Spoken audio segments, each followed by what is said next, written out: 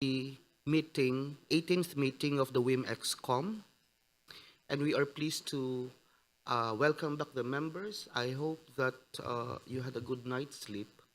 And of course, the observers who are present with us today, good day to everyone. And those attending the meeting virtually, good day as well. For today, we will tackle agenda item 8, the new 5-year rolling work plan and the next steps on cross-cutting activities. This will be handled by Co-Chair Rode. But before proceeding to that item, we are reminding members that the Secretariat has shared via email the Co-Chair's proposals for decision points on items 6, 7, and 14 for a silent endorsement procedure. And in that case, where no amendments are proposed, they will be considered adopted by 2 p.m. Manila time. And that's today, March 1. Respectfully repeating that if no amendments are proposed, they will be considered adopted by 2 p.m. Manila time today.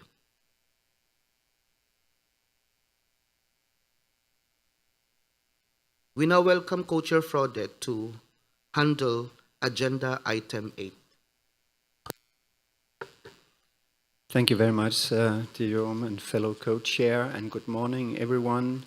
Members of the Executive Committee, observers present in the room, members with us virtually, and observers with us virtually. A warm welcome, and looking forward to this day, the second day of the formal meeting of ExCom 18. And as my fellow co-chair just said, we are now addressing our 8th item of the agenda on the 5-year rolling work plan and especially the cross-cutting activities. At ExCom 17, ExCom adopted its 5-year rolling work plan, whose adoption was later welcomed by the COP27 and CMA 4 in November last year. At ExCom 18, ExCom 18 is the first meeting of the committee after the adoption of the work plan, and as such, we are expected to kickstart the implementation of our 5-year rolling work plan implementation. In the lead up to the meeting, we have shared a table which provides an overview of the current status of the activities and indicative issues or steps for consideration at ExCom 18, as well as linkages across activities of the work plan to facilitate getting on the same page on monitoring the implementation of the activities. I hope that document is with you.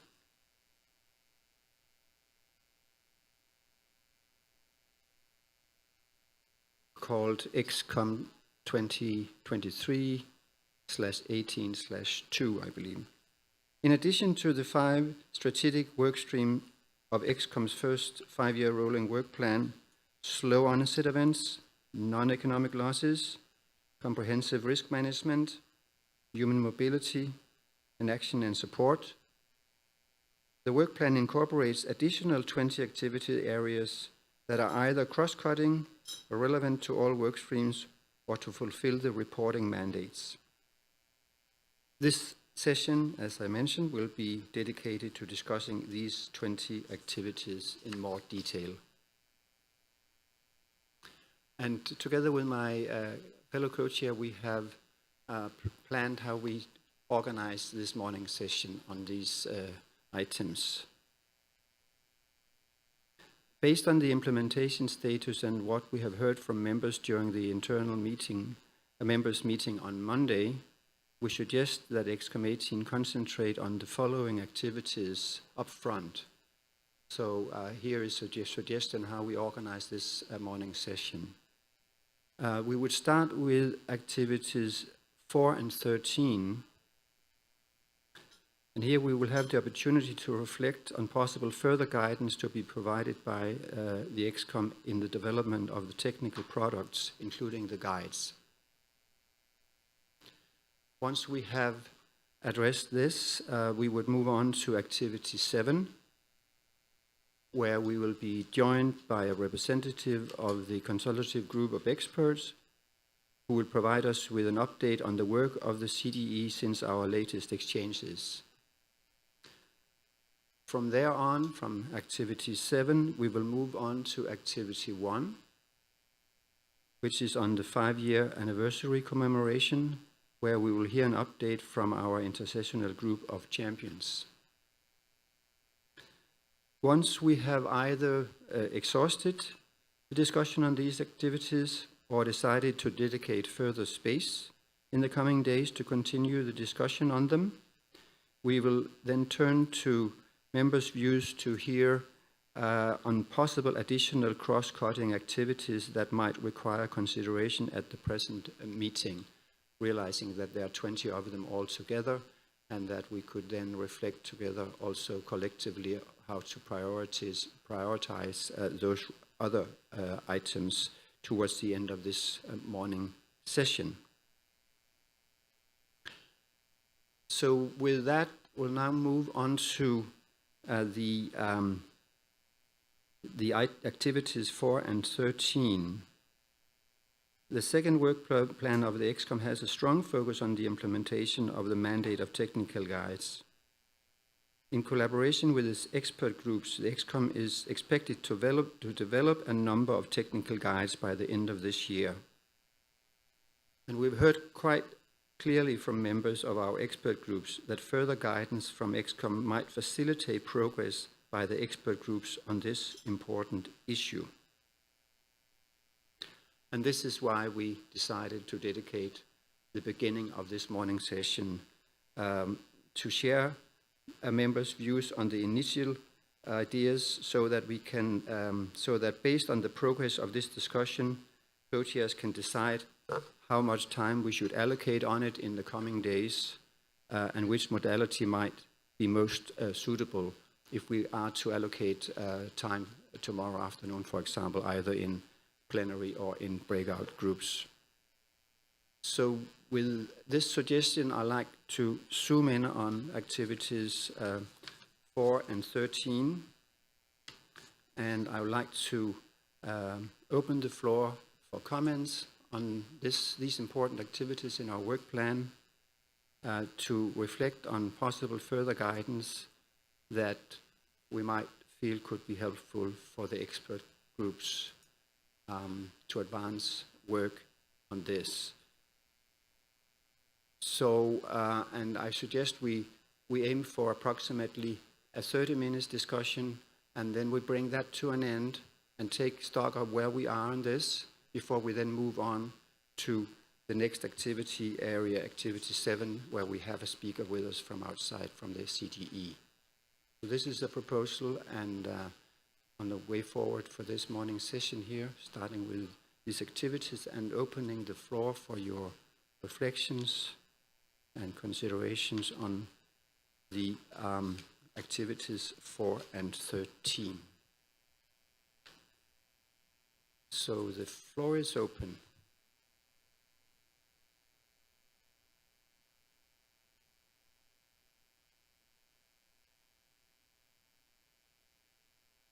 Shara, please.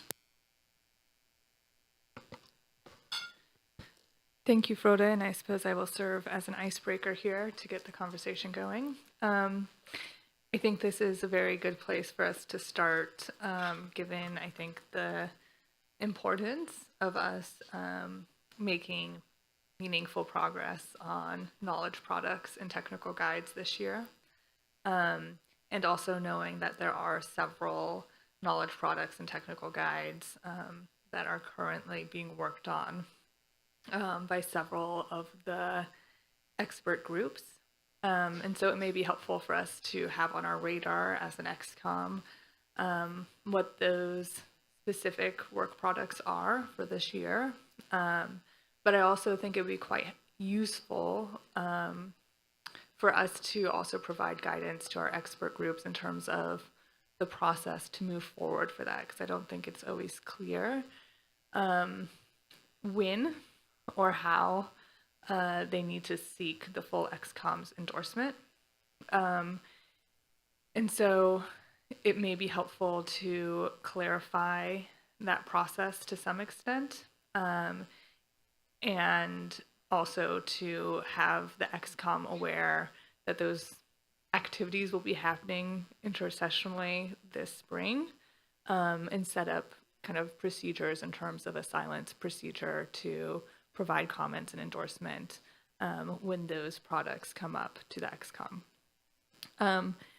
On the specific products that I hope we will be moving forward and considering this spring, on the comprehensive risk management work, I know that there's an activity related to analyzing the loss and damage content of national adaptation plans that is currently being moved forward. I don't believe Gemma's on the line, but she may be able to share some additional context there. And that work, I think, is underway and in the data collection phase with the intent of having the report complete before the SBs. And so it would be helpful to clarify for that group and the particular leads for that activity when they should seek the ExCom's endorsement for the outline and also the endorsement for the entire product. Within the action and support expert group, I know we are also making some progress related to the activity mapping the GCF projects to the 5 work streams of the ExCom. And that's something I'm quite eager to move forward. And again, I think it would be quite helpful to have a discussion around when that outline should be endorsed by the ExCom and some of the related procedures. I'd be keen to hear from others that are more familiar with the work of the other expert groups on the technical products and technical guides they are working on currently that may be needing ExCom review before September.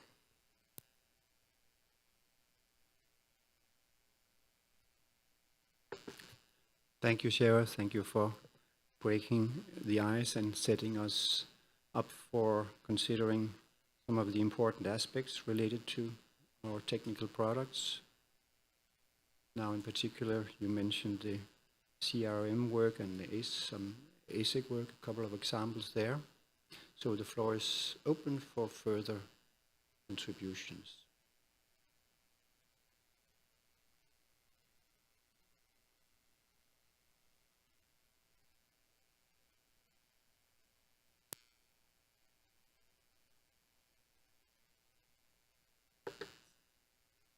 Camilla, please. Thank you very much, and good morning to all. Just to echo that this will be one of the largest intersessional work that we will have this year, in a year where we have a lot of intersessional work. We do have a work plan or an ambition to produce quite a lot of technical guides. I think adding to the CRM and the ASIC that Sierra mentioned, the SOE is also working on technical guides that are to be produced by June. So it would also be very helpful to have a timeline as to when do we approve this as ExCom, or how we would do this work.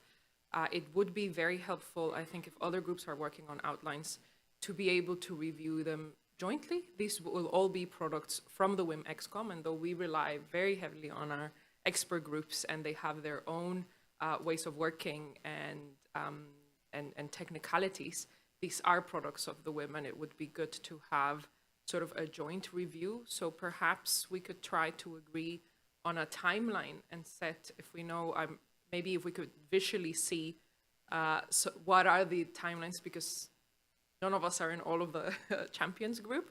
So to see what are the timelines targets for each groups, and perhaps agree on a unified target. Say, okay, the ExCom will review I think we're all working sort of on the draft guide content of them, and it would be good to have a content approval by the whole ExCom, and we could have, say, maybe agree on a timeline, say, that would work for all expert groups, so that we we are not going over and opening this review and sort of as ExCom as a whole, or that we could try to plan as ExCom as a whole when we have this moment of work. That would be very helpful because we do have a lot of intersessional work coming in other areas.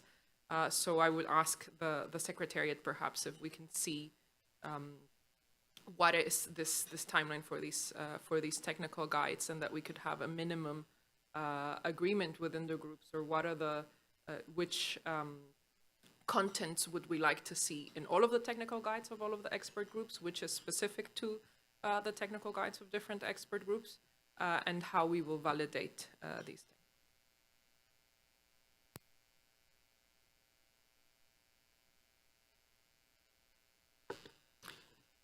Thank you, Camilla. I'm turning to my co-chair. Please, Jerome.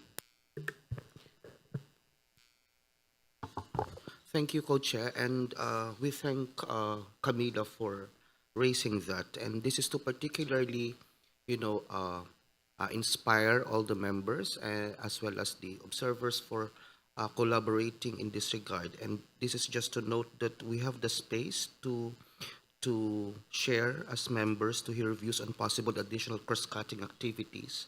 We also heard Shara on her inputs earlier, but what we wish to underscore at this time is that this is our opportunity to be transformative in terms of approach, calendar, the quality of our activities. So if we may examine or reflect on the 5-year rolling work plan that was adopted last COP27, then it would be to our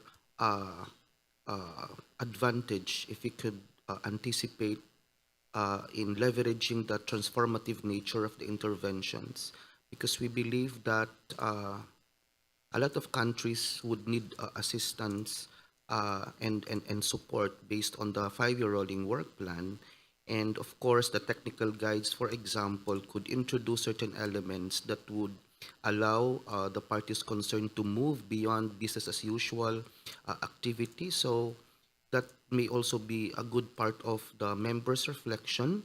And we understand also, based on the intervention shared by the observers, just to be integrative in nature in our process, we are in unison in taking loss and damage actions that would really respond to the needs as expressed by science, as expressed by the available technical assistance present in development partners. So one good point is to link our reflection with the transformation needed. Thank you.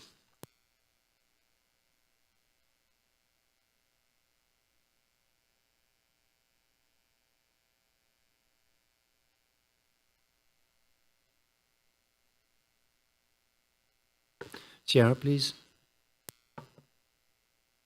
Thanks. And maybe just coming in on Camilla's thoughts, I see there could be added efficiencies and benefits of grouping some of the reviews.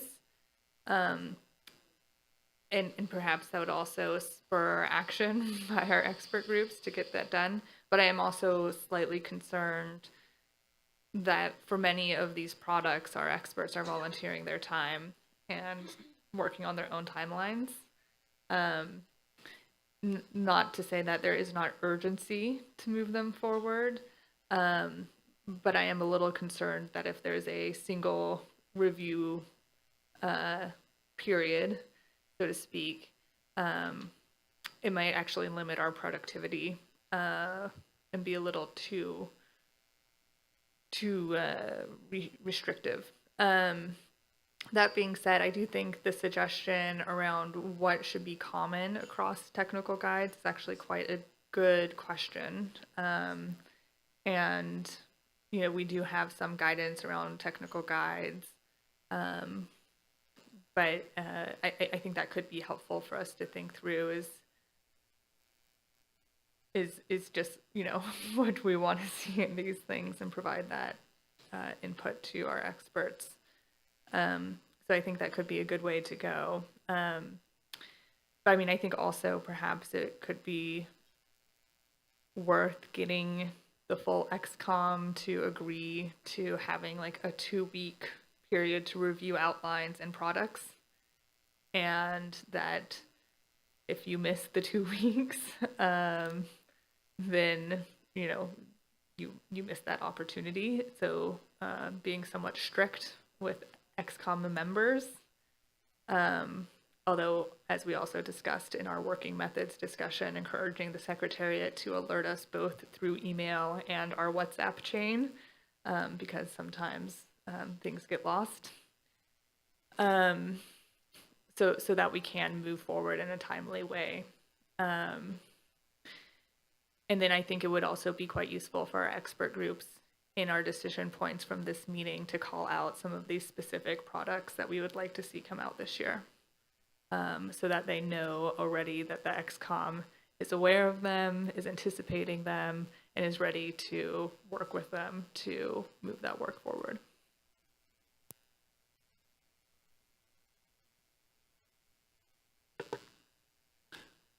So I think before I move on, and we have Stella asking for the floor, and I will also invite observers if anyone with us here would like to comment. But I hear a considering a plan that lays out the products that are expected over the year, to give that visibility for everyone to see and be able to engage as and when. And I hear this question of a review period of a couple of weeks maybe, and also so a timeline laying out what we're working on over the year. At least that's something that could be a helpful instrument. But let me turn to Stella. Stella, please.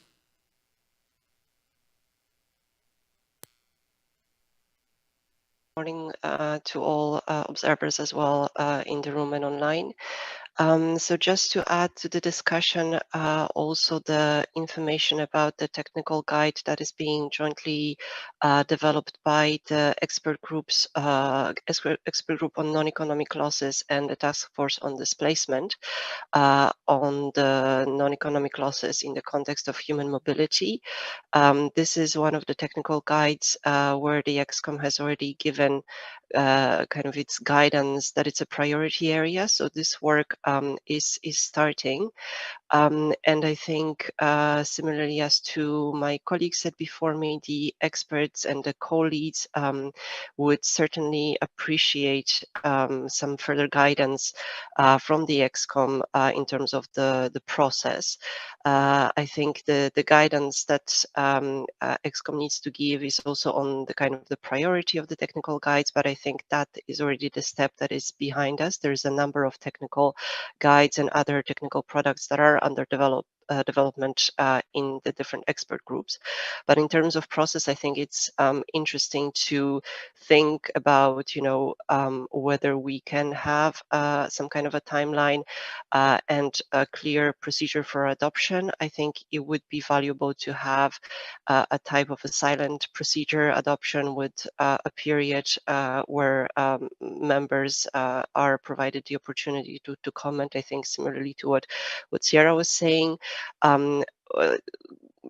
Coming back to the comment of Camila on the joint timeline, I think we should consider the different technical guides that are being developed and see what timeline they are envisaging. From the discussion that I was part of, I think in the TFD at least the timelines are quite similar, but I think we also need to give the space to the experts and see how they are planning to advance the work, and if there is a possibility to align, we can certainly consider that. But we perhaps shouldn't be also too prescriptive in terms of the kind of the timeline and the content, because the experts in our expert groups, they are the ones who actually have the knowledge and will be able to provide the content based on that. But I think there's also another type of guidance that we could be considering, and it's with regard to the target audience. audience. I think again here the target audience will of course depend on the subject of the technical guide, but perhaps there is some general guidance that we could be giving also as ExCom. So I think I'll stop at that for the moment. Thank you. Thank you for that, Stella. And also your point on target audience that we've been discussing previously. Let me open the floor for any observers wishing to contribute to this discussion.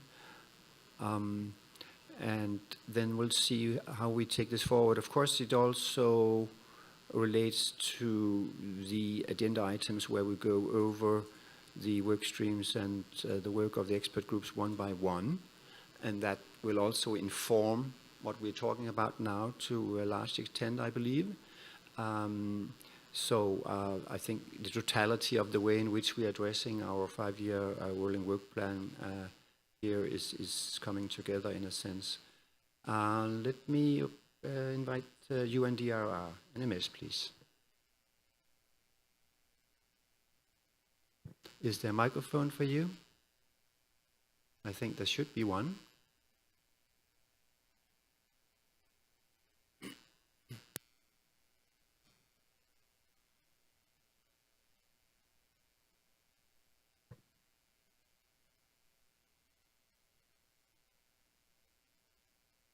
On the first row here, yes. Thank you very much. Thanks. Animesh, the floor is yours. Thanks, Co-Chair, and good morning, everyone. Animesh from UNDRR, and sorry to have missed the first day of the meeting. Yeah, I think this discussion on the technical guidance is very important because we need to have a kind of a more, as we are moving forward towards developing more guidance, we'll need to have a kind of a plan so that we are meeting the gaps of the knowledge gaps that we are facing and we are seeing. And as this discussion is maturing, the need for the guidance will be more and more. So there are two things. One, perhaps, as was mentioned earlier, a plan in terms of the release and a framework through which this guidance can fit well would be important. And secondly, the guidance that have already been released, for example, in the second 5-year rolling work plan agreed last time, there was one action point of the technical guidance on comprehensive risk assessment and planning to be put up and uploaded. That was done by UNDRR collaborating with GIZ and BMZ to be uploaded on the UNFCCC website. Perhaps that should have been done starting this year. And we need a kind of a space where such resources can be further elaborated in terms of their target audience and so on. And then I'll provide further details in the discussion on the technical groups. Thank you.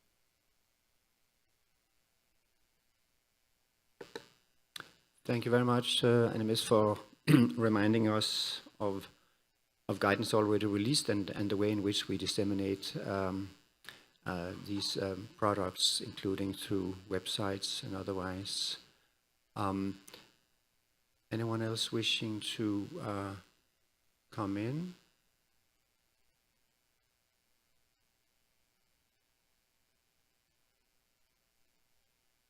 Yes, yeah, please. Apologies for coming in so much on this, and I invite other members to join the conversation. But thank you, Animesh, for those thoughts, and I think it's a good reminder that we should also, as we discuss some of the other activities in the cross-cutting section, particularly related to the commemoration of the WIM and the outreach events, that we think about how we can use those activities strategically in terms of sharing the work that we have already produced and will be producing. And so I think it is helpful to start with this discussion so we know what are some of the products that we should be elevating and raising. And so I think that's a good reminder from Animesh about what is the plan, not just in terms of producing these, but also in promoting them. On that point, I also wonder if the Secretariat would be kind enough to speak a little bit about some of the activities related to, I'm going to forget the activity number, so I'll have to look at my binder here for a second. But the activity related to more creative forms of communication, which included things like, it's action 3, included things like having a more online presence, having a newsletter, having a calendar of events, so that we could have better communication with our different constituents and stakeholders, so that the ExCom is not just a organization that meets twice a year and focuses on process discussions such as these, but also is a little bit more engaging and able to be accessed. If there are reflections on that work, I think that could also be helpful to think about Animesh's point in terms of what is the technical guides contributing to. Sorry, one more point to make. Also, further reflecting on Camila's question and some of the other questions that Stella raised, particularly around target audience, is perhaps it would be wise of us to have a type of questionnaire or cover letter format for the outlines that asks some basic questions for the expert groups to complete, so that when we look at those outlines, all of the ExCom members are on the same page, and also that would encourage the experts and the champions in the ExCom to provide some of the specific direction needed. So, for example, that online questionnaire could just include simple informational things like what is the work stream that this is related to, what is the plan of action activity it is responding to, who is the target audience, what is the timeline for production, what is the methods in terms of, will it be like a tabletop exercise, is it, etc. And maybe also if there are suggestions for how to promote it as well. And I think that that could be quite helpful for us to have some of those standard elements, so that when we look at the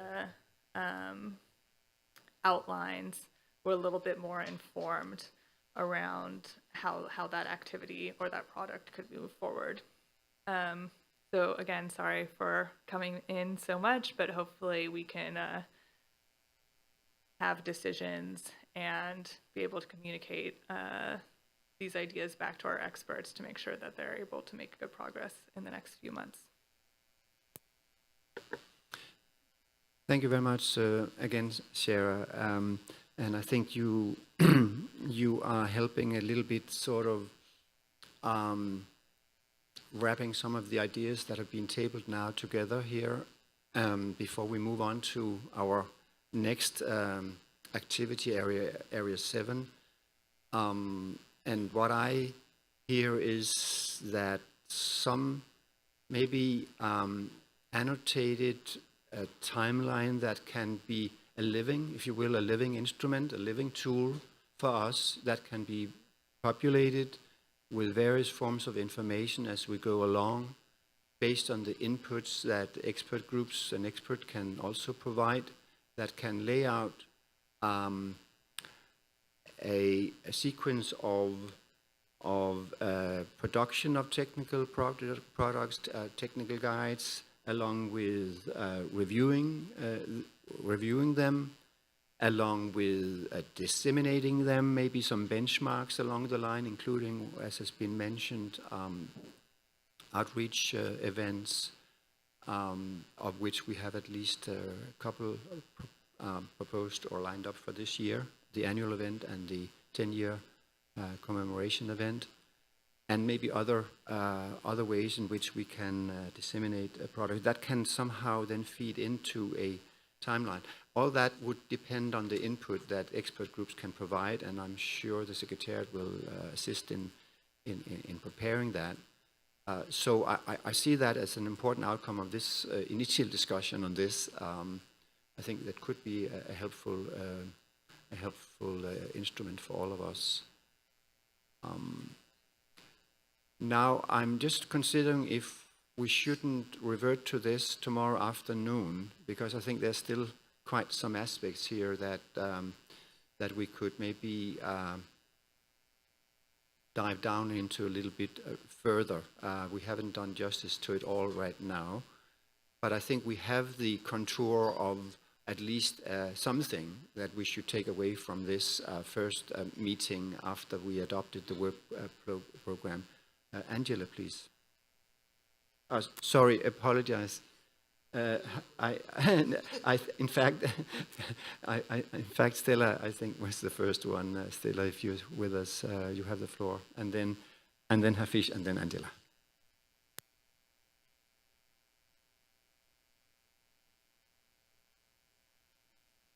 Suggestion from your side, Frode, to have perhaps another discussion, but I do agree that we do have some kind of a contour, as you have put it, of what we would like to, what kind of guidance we would like to provide. Just one element, when we elaborate the process of approval, I think we should consider some kind of a two-step process. I'm not sure if that is clear to colleagues as well, but I think as the experts go to elaborate the outline, I think they would like to get some guidance at this point from the ExCom to know if they are going in the right direction. So we should think about a first step that is an outline, which is the list of headings, for instance, with kind of giving the idea on the content of the technical guide. That could be then possibly considered by ExCom for comments if anything is missing, and then a second step approval when the technical guide is produced. It's just to make sure that the experts are not going in the direction that the ExCom perhaps would prefer, that they take a different approach or different direction. So just to mention that, yeah, thank you. Hafiz? Thank you, Co-Chair. Good morning, colleagues. So I think that drafting the technical guides is the most important activities for this second 5-year rolling work plan. But my understanding is that the expert groups is going to draft these technical guides, and ExCom would provide then again technical guidance to the expert groups, and ExCom will endorse it. So I would like to agree with Sierra. We need to go for a tabular exercise. So time frame, thematic areas, endorsement processes, target audience. So we can do a tabular exercise that would make us clear. Thank you, Angela. Thank you very much, Chair, and good morning, colleagues. And I was listening very carefully the comments made, and I'm totally agree with I mean, all of them.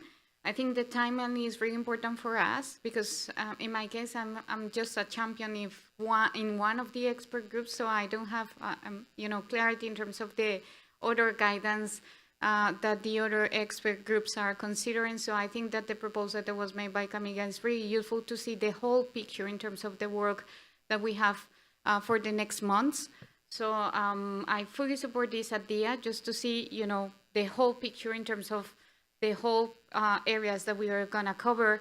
And I think I'm considering your proposal, Chair, in the sense that perhaps we need to come back again to this for tomorrow or later on today, because it's very important to see the whole picture before going to detail. So I'm totally agree with that suggestion. And on the other hand, we need to prioritize the topics.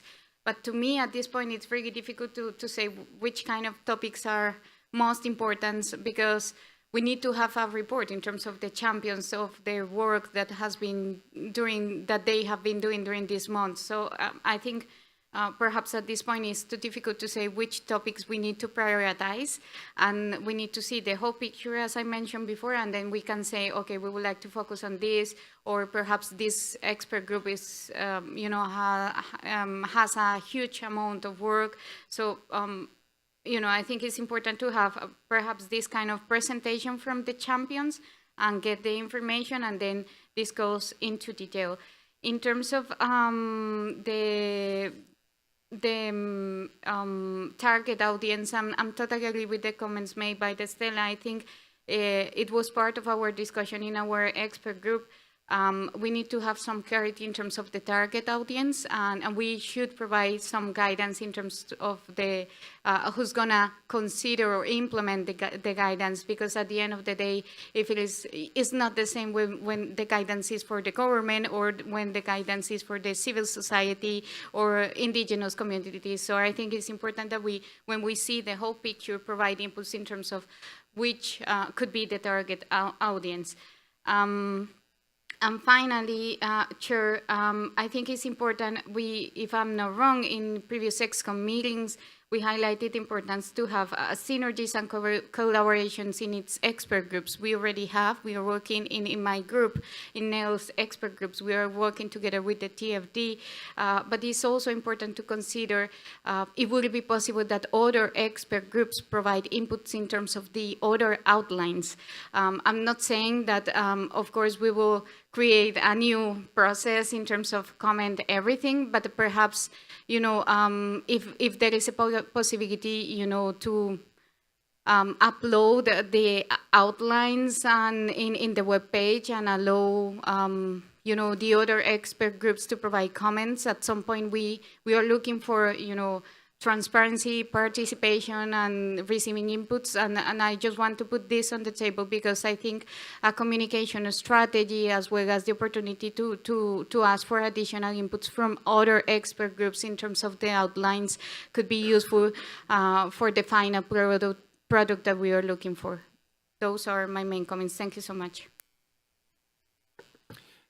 Thank you very much, Angela. And I think you point to this importance of getting a fuller picture as an important point. And look, so what I would suggest is that the time slot tomorrow afternoon, we return back to this matter here, and at least by then, we have covered 4 of the expert groups, so we have gotten a better impression of how expert groups are progressing with their work, and we can maybe build on that as well as we return back to this issue. But I do envisage, again, that a timeline also being, I just repeating, a living instrument, because I think, we will have to take into account as this unfolds, what are the opportunities, what are other events that they synergize with, et cetera, et cetera. So, but I'm sure the Secretariat will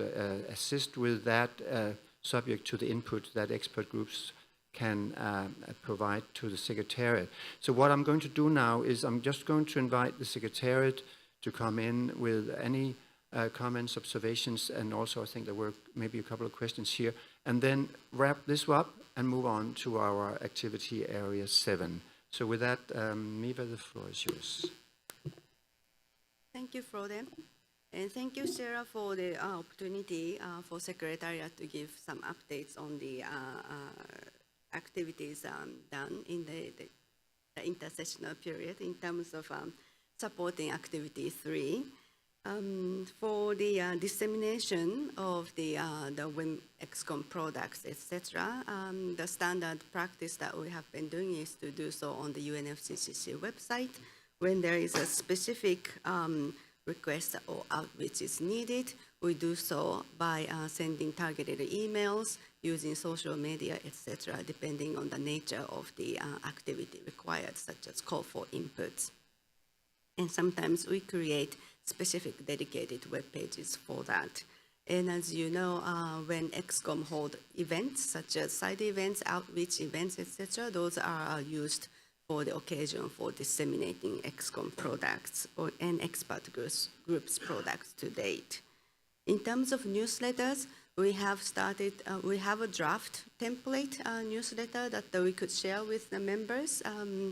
What we need, what we like as a further guidance from ExCom is whether this newsletter is intended for internal newsletters, meaning the distribution is to ExCom plus the expert groups as a way of communicating within and across groups for synergy of their work, or whether the newsletter is intended for public audience to disseminate the product, upcoming activities, events to the outside audience. So we would appreciate that guidance on that. We also have put together a process to produce such a newsletter as well, so that you'll have the opportunity to weigh in on the frequency and the actual modalities to prepare one. In terms of communication-related activities, in the past intersessional period, we have helped the 10-year commemoration champion groups in putting together the implementation plan, which concerns some aspects of communication. We're happy to continue to do so. And as you may know, the ExCom has its own communication strategies developed several years back, and that is available on the website. If the committee wishes to update that communication strategy, we'd be happy to assist you on that as well. Back to you. Thank you. Thank you very much for that, Miva, reminding us of some of these communication-related activities and how it's also seen from your side, if you will. I imagine we may wish to capture this in a decision from this meeting that could reflect what we've already covered this morning so far, along the line of around the notion of a timeline with all that comes with it that you have mentioned already, including reviewing, including dissemination. Maybe can capture a couple of other things as well, as sort of this living instrument, and that might be something that it could be useful to also come back to tomorrow afternoon. That's what we're going to suggest now. With that, let's move on to activity 7, strengthen collaboration with the CDE. Following a presentation by the chair of the CDE at ExCom 15, the ExCom decided on formal steps to strengthen collaboration with the CDE.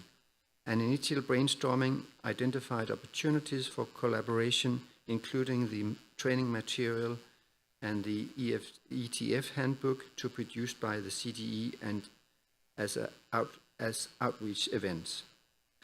COP27/CMA4 requested ExCom to continue collaborating with the CDE.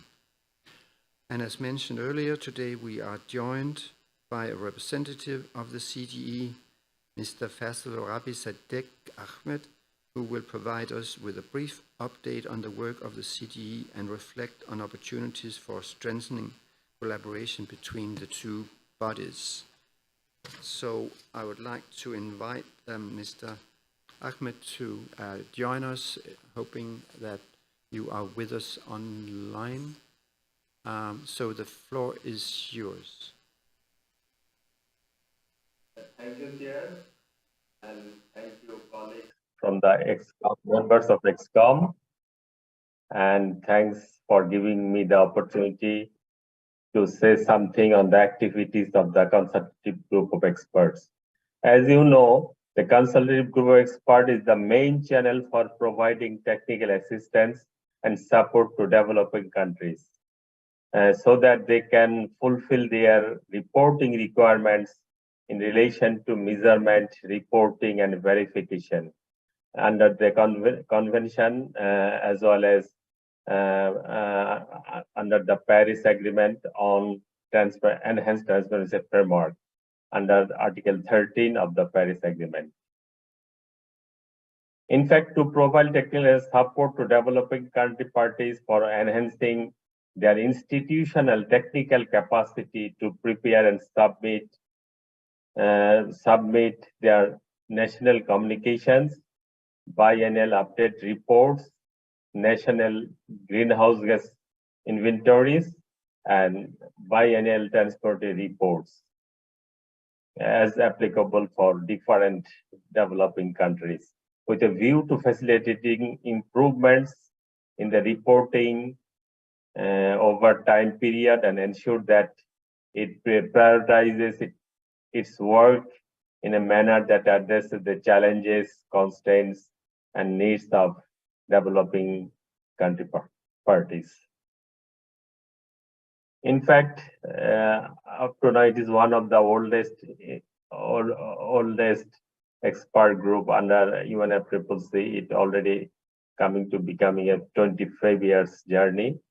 In the meantime, the CGA at its third meeting held in February 2019, I think it is 18 and 19 February, prepared a vision, mission, and metrics to measure progress as well as the strategic priorities for 2020 to 2026, which guides its annual work plan since then. In fact, the CG already made strategic priority between 2022 and 2024. Its strategic priority is the promote and facilitate implementation of the enhanced transparency framework and Article 13 of the Paris Agreement. All the parties should submit their enhanced transparency report within December 2024. So it is very important for all the countries.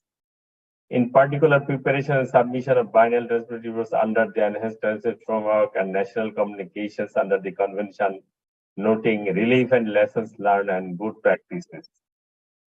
In addition, the CG, in its 7th meeting held on 28 February to March 1, 2022, developed its work program for 2022 and 2026 based on the request from the COP26.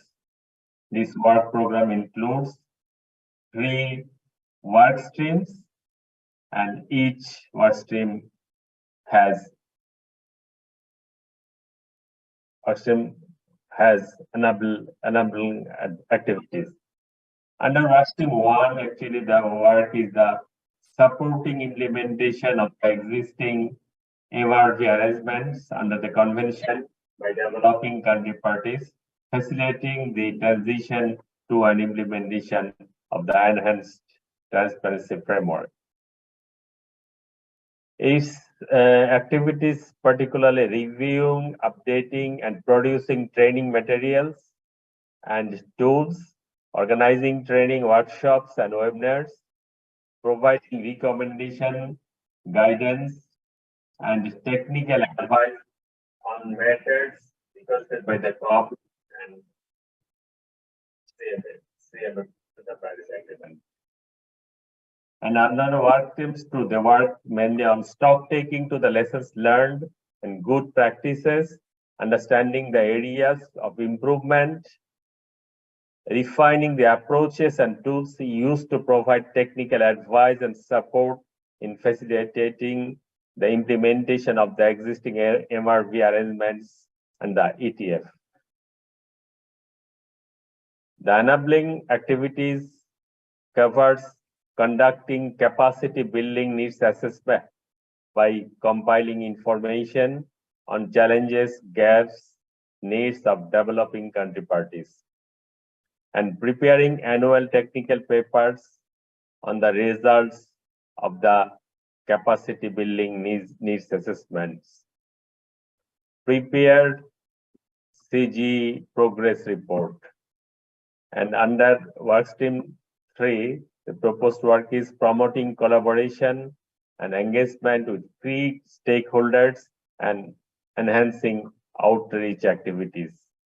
And enabling activities supposed to be collaboration and engaging with other expert groups, constituent bodies, and other relevant multilateral programs and organizations. Producing communication materials, briefing papers, and infographics, organizing and participating in regional and global outreach activities to enable peer learning, sharing of experiences, and showcasing achievements. Maintaining and creating regional platforms for promoting exchanges, networking among practitioners, and strengthen South-South cooperation. Integrating gender aspects when providing technical support, including encouragement of participation of women in its work. Actually, in the meantime, we specifically made work plan for the year 2023. Under that work plan, the CG met in Bonn on 9 and 10 February this year and successfully developed its 2023 work plan, which has been posted and is publicly available at the UNFCCC website. The 2023 work plan includes a number of relevant activities which may benefit from collaboration with ExCom. For example, the CGA will organize 3 regional hands-on training workshops for national experts, which will be focusing on reporting information on climate change impacts and adaptation and support needed and received in relation to adaptation reporting. If there is an interest and opportunity for virtual participation of ExCom members may be explored. The timeline of the 3 training workshops, something like that: Africa last week of April, Latin American countries mid-May or July, Asia Pacific end of September. Now we are working to specify the workshop countries, and hopefully we will provide the specific country in a shortest time. In the meantime, CGA made some technical materials, which includes handbooks, materials, infographics, and video animations. All of these materials are available on CGA web page. The CGA since 2019 has been preparing new technical materials on enhanced transparency framework. There are 2 flagship publications, one handbook on the enhanced transparency framework and one on institutional arrangement. In addition, in fact, the CGA is updating its technical training materials related to adaptation. The ExCom members of ExCom may wish to consider providing comments input to these materials. A timeline for comments would be something like this. The training materials are going through an editorial review, and following that exercise, the CG may share these materials with your constituent bodies ExCom by mid-March with a deadline for comments within 2 weeks. And once the materials are finalized, they will be publicly accessible via the CG web page. In fact, I'd like to express that the CG is looking forward to explore further collaboration and engagement with different constitution bodies, particularly on ExCom. And again, thank you, Chair, and thank you, ExCom members.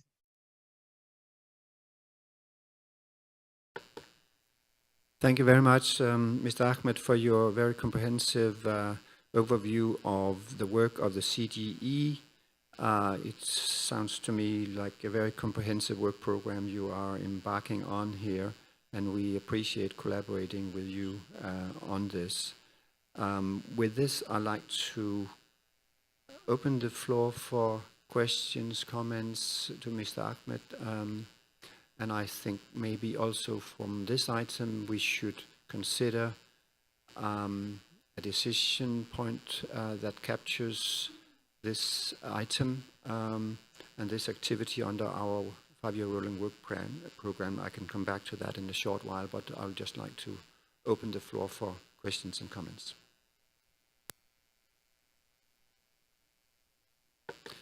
Maud, please. Good morning. Thank you very much for your presentation.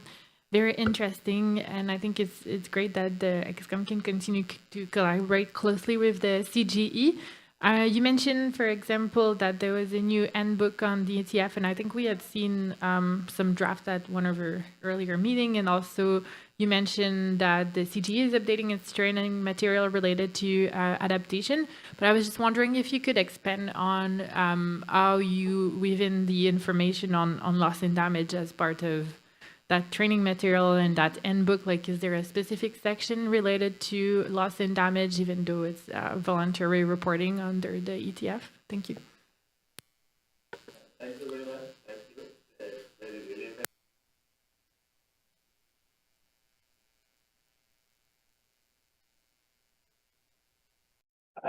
Right now, we are working on ETF and adaptation, but CGA members in the last meeting, we discussed on that issue.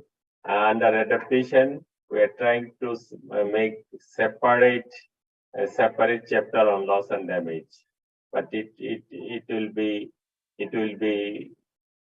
focused on adaptation, but loss and damage will be included on that books.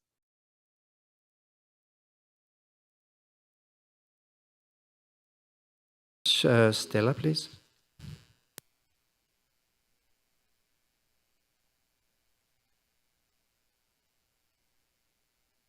And I would like to thank very much Mr. Ahmed for the presentation and thank for the collaboration so far. I think it's really interesting to hear about the different work that the CGE is undertaking, but also to listen to the interesting approach that you have to the collaboration with constituted bodies in a more strategic way. I think that's also something we can exchange on and perhaps exchange good practices in that regard. I understand that there is an interest in the CGE to also nominate liaison members that would then interact with relevant constituted bodies. We have that approach in the ExCom, and myself and a colleague from Pakistan, Imran, we are the liaison points from ExCom for the CGE. So I'm looking forward to the collaboration, continued collaboration with you. I'm wondering if that has already been set out by CGE, if you already have a contact point, or if this is still something that is under preparation. And I definitely thank you for the information about the regional outreach events and the update of the training materials that we look forward to receiving and providing with comments in a dedicated time frame. Thank you. Thank you, Stella. Let me just, excuse me, Mr. Ahmed, I think we'll just compile maybe a few other comments here and then invite you in to comment. So I have Camila, I have Angela, and I have Sierra. Camila, please. Thanks, Co-Chair. And thank you so much, Ahmed, for that comprehensive presentation on the work of the CGE. I think it's particularly interesting for us to hear about this work, about this 2023 work plan. We are very interested in the conduction of the needs assessment for TA and workshops of reporting, because we are aware that there's been a lot of interest from country parties, particularly developing country parties, to receive assistance in reporting for loss and damage, which is one of the areas that is more difficult to report on. So we are very happy to hear that you're planning on having a specific chapter on loss and damage. I think that was a great answer to have. And we, I think I speak on behalf of the ExCom when we say that we are very interested in collaborating with that and to making sure that we can actively participate in that. So maybe we can see, like, have more information on the timeline for this chapter, when it would be, so that we can plan this into our timeline to make sure that we can respond to any information that the CGE may have on that, to provide information that is helpful for that technical guide that we know will be of a lot of importance. We would also like to hear more of how we could envision the ExCom participation in the regional workshops that you are having. I know it would be very interesting for us to participate or to promote participation from country focal points, and perhaps if we can receive some information on the methodologies of these workshops and more information on their times, on their dates. I think the Africa one is quite close by on date coming. For the other ones, maybe a bit more time. But we would like to ensure that there can be some collaboration in its organization and in its participation. Thank you. Angela? No, okay, thank you. Sierra? Thank you, and I would also like to thank my ExCom members for some very good questions.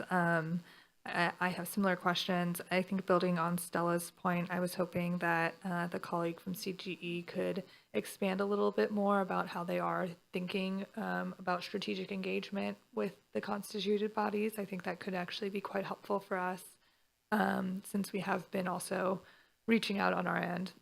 So I think it would be helpful to hear how CGE is approaching that process and relationship.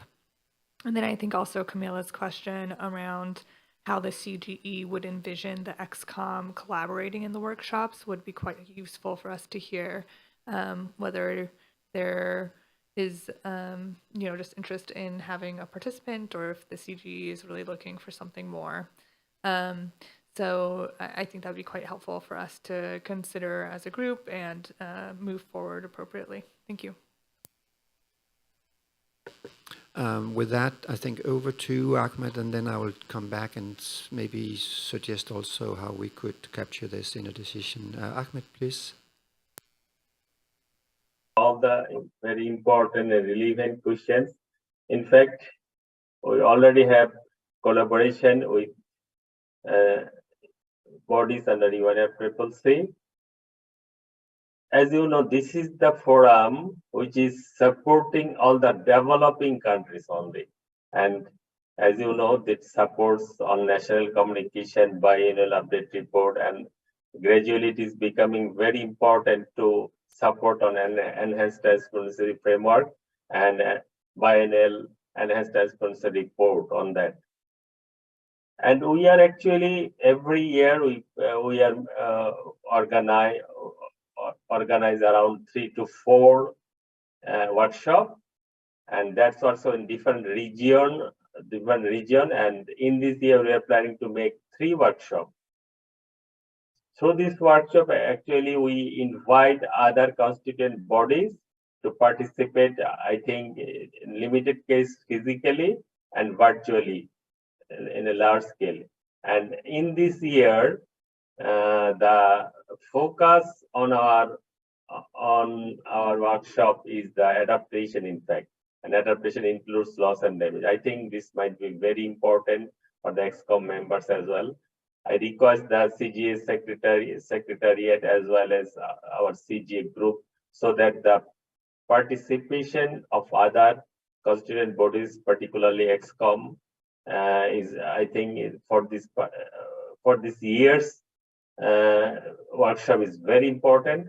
So by my personal capacity as well as the capacity of CG, I think we should try to enhance participation of ExCom members in that coming workshop. I think it will enrich our workshop as well as to make our technical training materials on adaptation. In fact, we are very soon we are providing the draft of technical material on adaptation, including the loss and damage. I think you will get it, and by your support and input, we can make it more stronger and more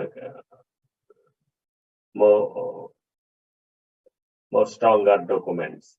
Thank you, Chair, and thank you, colleagues, for your excellent questions. Thank you very much for that. And with that, let me see if I can capture some of what we have now covered here. And first of all, of course, Mr. Ahmed, your kind invitation for us to review training materials and also to engage in the workshop. I think something that we should probably capture. So I would suggest a decision point along the following lines. ExCom agreed to respond, sorry. Yes, we have already now the Secretariat moving fast, so we can get it up on the screen.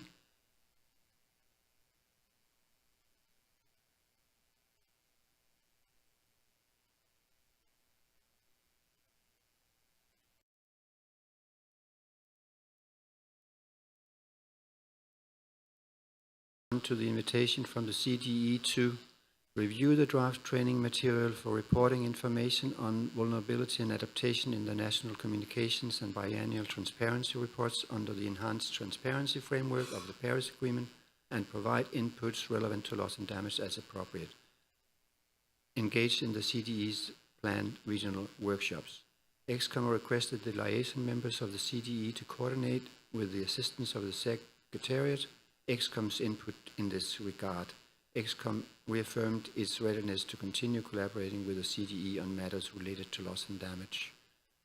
So that's the suggested decision from this part of item 8 here, and we could, of course, again, as we've been doing yesterday, circulate it for comments, but also if there are any immediate reactions right now. I see Sierra, please.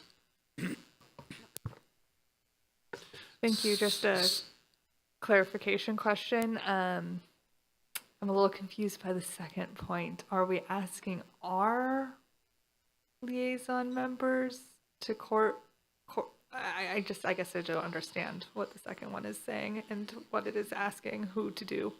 So if there's any clarification for that point, it'd be quite helpful. Camilla, please. No, thank you. I agree with Sierra's question, maybe a bit more clarity. And I wonder if perhaps something on the lines of, or welcomes the news or the notification that there will be a specific loss and damage chapter prepared and is open to collaborate in its development or collaborate with the CGE or continue. I don't know if maybe we can have a specific reference to that, to collaboration for that as well, not just the workshops and the other material.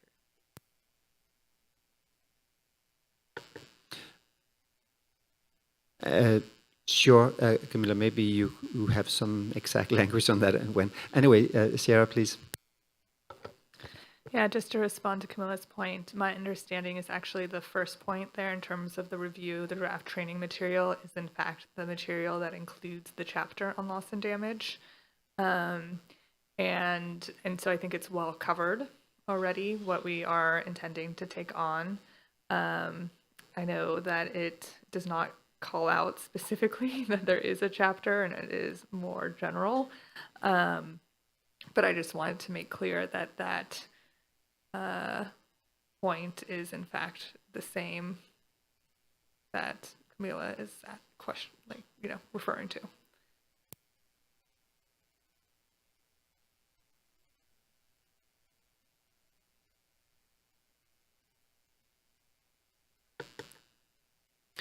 So what I hear is that there is a question related, maybe I don't know if it's the word coordinate in the part there, our liaison members to coordinate, if there's a better word, fine.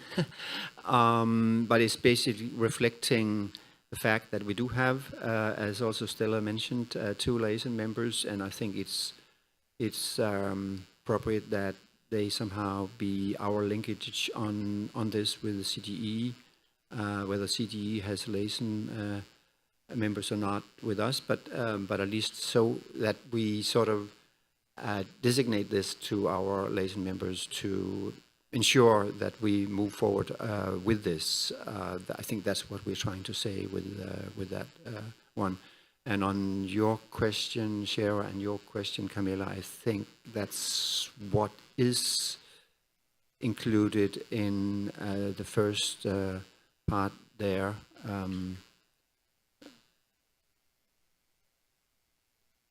Yes.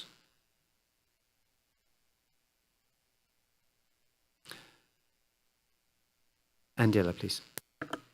Thank you very much, Chair, and thank you, Secretary, for showing us the decision points. Just to support the comments made by Sierra, I mean, if Sierra is, I'm not sure, are you talking about the regional workshop in your comments? And I think that when we talk about engage the CG regional plan workshops, what does it mean? We are looking for our participation in the workshop. We are looking to provide inputs in terms of the agenda of the workshops. So what type of participation are we looking for from our side in this kind of workshops? Because it means that we are, organizing with the workshop with them, or, I would like to seek some clarity in terms of what is our role in terms of the second bullet point. Perhaps if we can be more specific on that. And in terms of the liaison member to the CGE, perhaps it's not to coordinate, it's to cooperate with the CGE, because coordinate, we are not coordinating. So the ExCom requests the liaison members to the CGE to cooperate, or, coordination. I don't know if it is the correct word here. Perhaps cooperation is better. And in terms of the first bullet point, perhaps for, I'm sorry for jumping, but just to react quickly, on the draft training material, I understand the points made by Sierra, but I'm totally agree with Camila that perhaps it's important to point out that we are going to focus our comments in terms of loss and damage chapter, because it seems to me when I read it that we are going to provide inputs in terms of the whole document, and it's also related to adaptation, and it's outside of our mandate to comment everything. So I know that is implicit, but perhaps it's very important to, to have some clarity that we are just going to focus our inputs in terms of loss and damage chapter. Finally, in terms of the timeline, just to highlight that we have been discussing this timeline that was suggested by Camila, and I think it's important to add as part of the timeline, this work in terms of the comments that we will provide for this guidance to see the whole picture, even if it is not part of, in detail in the 5-year rolling work plan, is part of the work plan to collaborate with the CGE or to cooperate with the CGE on this. So I would like to suggest to put this kind of work as part of the timeline that we are gonna discuss tomorrow or today. Thank you.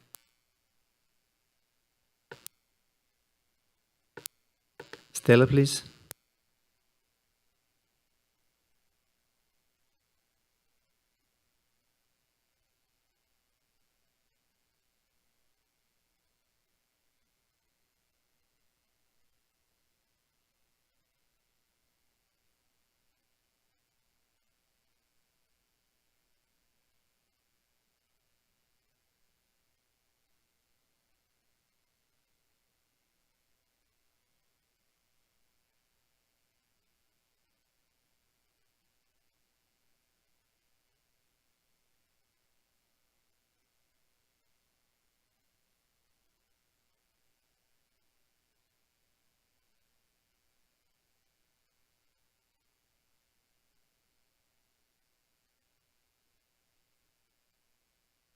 The collaboration readiness. So just maybe to be a little bit more consistent with the other decision points and maybe not repeating what we have already agreed to, just a general comment for consideration. Thank you.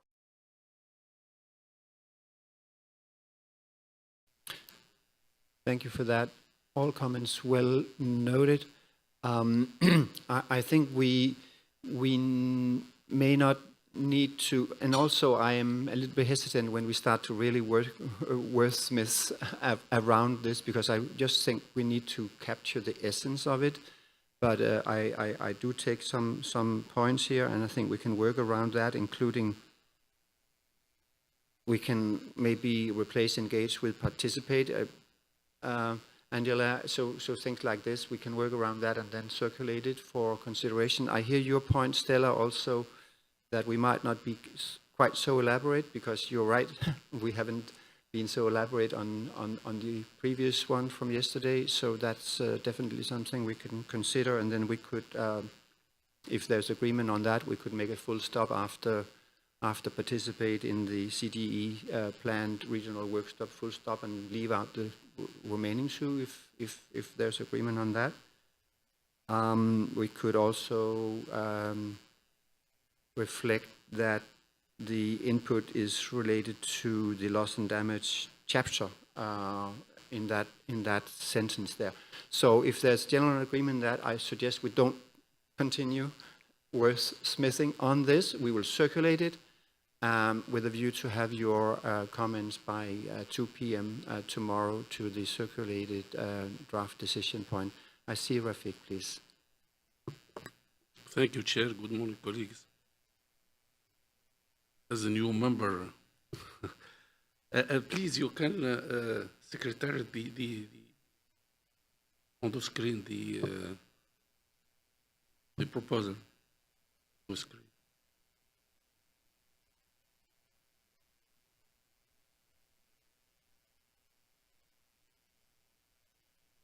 And thanks to Mr. Ahmed for the presentation. My concern is about the first para. Yeah. Review the draft training material. We suppose that we have material.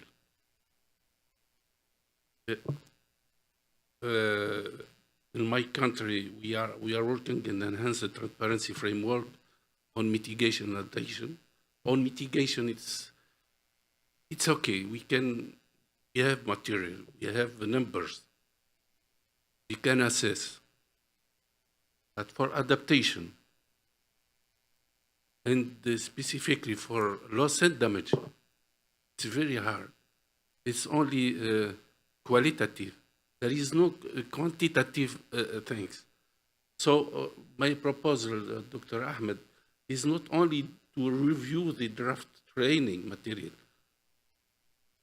but to enhance information and methods to assess adaptation in loss and damage. Thank you.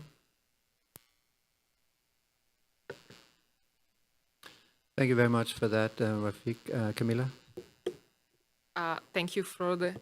I think generally, I not to get into the wordsmith, but to have it online and work, I did want to say a bit of what Rafiq is echoing is that there is a need to help on loss and damage reporting. And I think one of the big news we received from the CG is that there will be a specific chapter on loss and damage.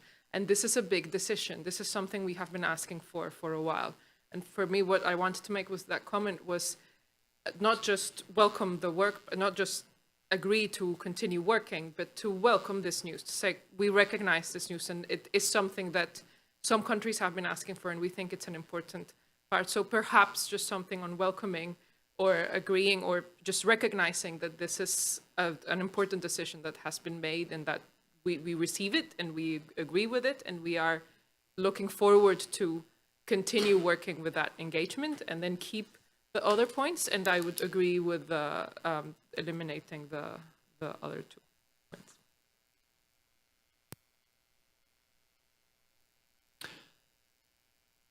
So a sentence welcoming, something welcoming. All right, okay. Have that sentiment there. Maud, please. Yeah, so yeah, I agree that it's very interesting that there will be a specific section on loss and damage, and definitely interesting for parties who wish to voluntarily report on loss and damage. But I'm just a bit cautious about welcoming something that we haven't seen yet, because maybe we don't like it. I don't know. Maybe it's amazing, but I would like to look at it before I welcome it. Thanks.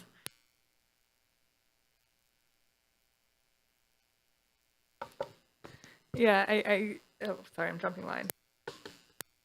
The floor is yours, Sierra. Apologies for that, getting too excited here. I also kind of want to echo some of Maud's concerns.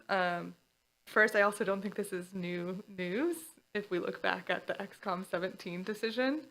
And perhaps if we are going to elaborate more on the first paragraph, I would encourage Camilla, as she drafts that text, to look at the ExCom 17 decision on the level of tone and support. And I think it is an appropriate level from ExCom 17's decision points. And I think it is important to note that this is adding on to a long discussion last year. And would just want it to, as Stella said, be somewhat consistent with the work that we have already been doing with the CGE, and kind of recognizing how this is in fact building on that work from the last year.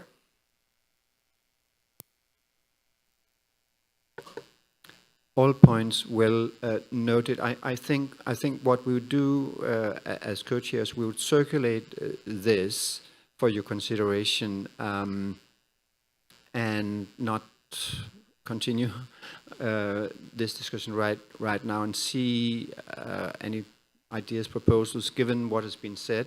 We hear what has been said, and see whether this captures. And I think yes, we should be a little bit consistent in the way we capture these addition points from our agenda items, so not to sort of start to neither wordsmith nor sort of generate maybe new ideas. It's simply just to reflect what I think has transpired during this discussion, this exchange that we've had here. So if that's okay with you, we would circulate the text, maybe the two last sections in square brackets, because we heard also that might take it a little bit further. And then leave it for your consideration until tomorrow, 2 p.m. And then with that, I would suggest that we do move on, because we would like also now to have time for considering activity 1 before we end this session on the cross-cutting issue. So with that, I'd like to thank again Mr. Ahmed for being with us. And sorry, I think I missed my co-chair who'd like to come in on this one. Jerome, please. Thank you, co-chair, and thanks members for being candid in expressing what should be part of our outputs in this regard. Now, on the side of this concern, we are of course eager to see the inputs of the members before 2 p.m. and let's see how we can proceed forward. We understand the novel idea of working with CGE, and it's our duty to systematize the process of the action, further collaborating. And we want to see those elements, the transformative elements that we wish we could work with CGE. So let's coordinate on that. Thank you. Thank you, co-chair, for that. And with that, let's move on to activity 1. So, as we know, ExCom established an intersessional group of champions to advance work and taking into account initial ideas shared at ExCom 17.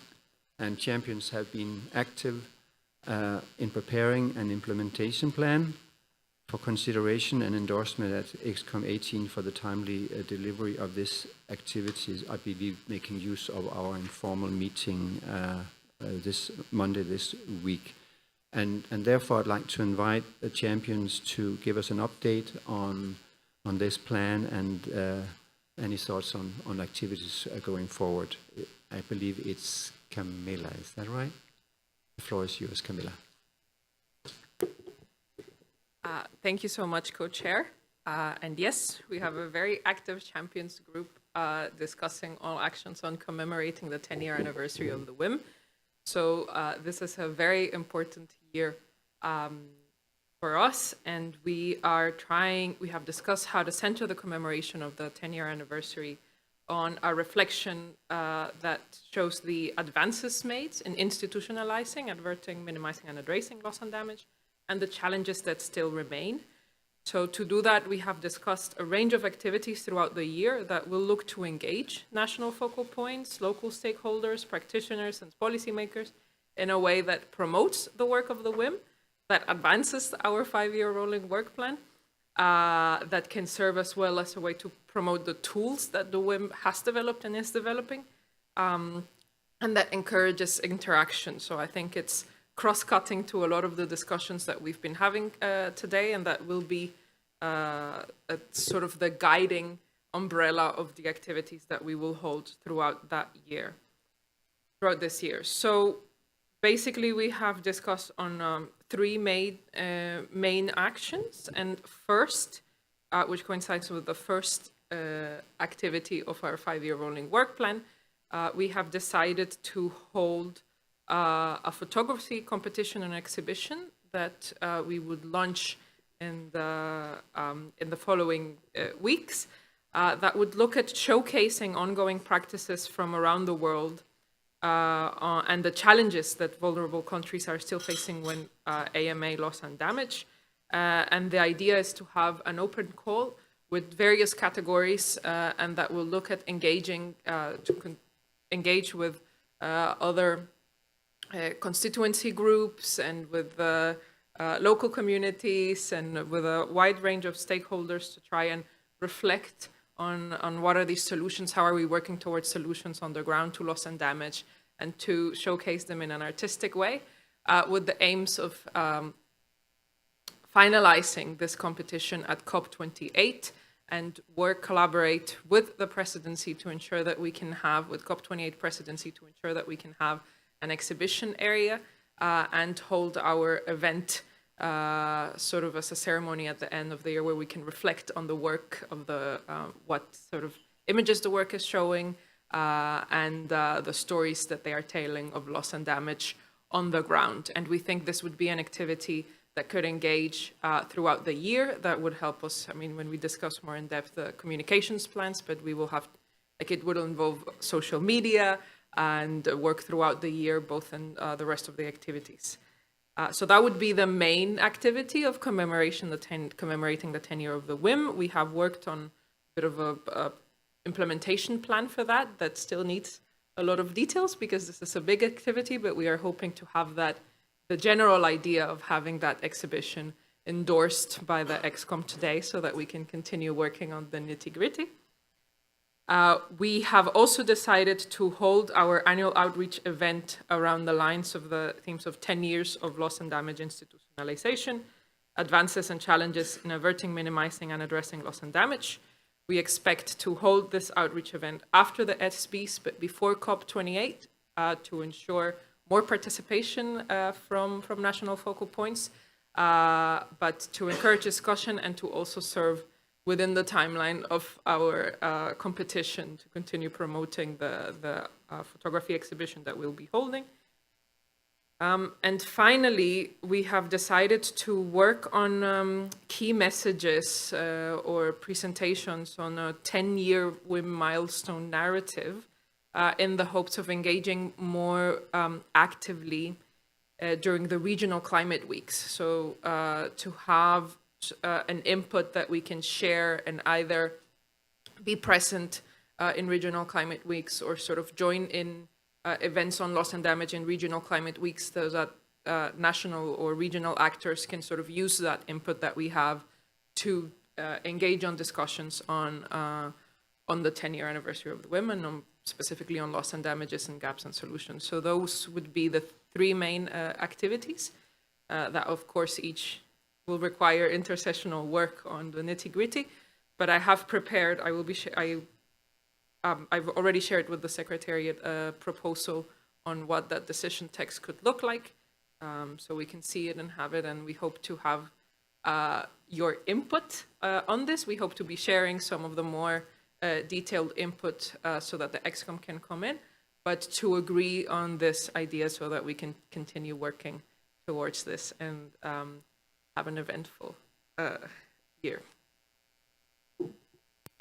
Thank you very much, Camilla. It seems like you've been very productive in your group, and I know the Secretariat has the text ready to project on the screen, but I'd just like to invite also if there are any immediate reactions, comments by members on this, and I recognize Rafik. Thank you, Chair. Thank you, Camilla. Just question quickly. When you said hold competition and exhibition, is it what about regional and domestic activities on this? Is it possible to, for example, for Africa to have exhibition for Africa? I don't know, Africa Climate Week or another or Water Week, and domestic also. Thank you.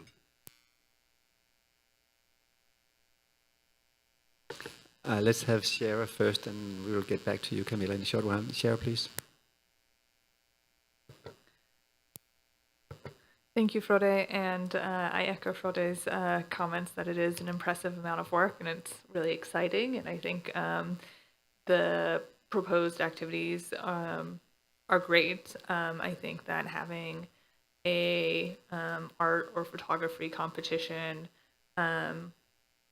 is really a great way to build more engagement and also to communicate some of these issues. And I know there's been some really interesting work by some organizations like Lensational that have both kind of reach out to local communities to encourage them to photograph their experiences, but then also host workshops with those photographers and policymakers within their countries to kind of actually promote change and enhance actions on primarily adaptation. But I just think that's a very cool model. And so hopefully we can also, when we launch the photo or art competition, have a way of reaching out to those many different possible participants. And so I think hearing Miwa's suggestion around creative outreach earlier, it's just helpful for us to think about how we can actually make this a successful competition by making sure we're leveraging all of our outlets to get the word out and to have a lot of submissions.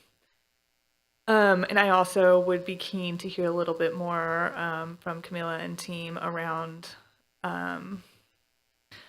also like review of submissions and what anticipated involvement of ExCom is. I know you said you had a pretty detailed implementation plan that's still being worked on, but if you do have details around that, that could be quite helpful. And then I also think it could be helpful as we move forward with a presence at the Climate Weeks. I think that is an outstanding idea if we can pull it off. But I also know, I also think it's important that when we speak on behalf of the ExCom, that it is ExCom members primarily doing that outreach. And so I think it could be helpful to just have a conversation around who plans to be at these different regional climate weeks. I know sometimes there isn't always options for virtual participation, and so that may also pose some challenges. Or if we feel comfortable delegating to the experts from our expert groups, which might be okay, but I think that kind of would need a conversation around what we're asking. So just a few thoughts and reflections. Thanks. I'll just give the floor to my fellow co-chair, Jerome, and then over to you, Camilla. Thank you. Just to add to the conversation on insights, how to make this year exciting and relevant. First, I mean, this commemoration should not only feature what ExCom proper does, but this is also a narrative of, the convergences we have made through the years. So dev partners can also come in to share their story with parties and produce narratives on loss and damage success interventions. Of course, conversations with local leaders with national focal points can also be featured. I don't know, but that should also be a good point how L&D activities on the ground are really working. And third point, I respectfully propose also that we touch base with all ExCom members through the years and see their perspectives, and maybe there could be some suggestions. A fellowship process, I think, is in order because we are looking for many years beyond to be transformative and relevant. That policy of reaching out should be kept alive. Thank you. Thank you, Jerome. Camilla, please. Thank you so much. If any of the group also want to come in at any point, don't hesitate to come in, as this has been a group work. I'll try to answer some of the questions. We are very happy to see that this kind of elicits reactions because we know that it's an important topic, and that the idea is for it to help us in advancing in wider majority of our 5-year rolling work plan activities.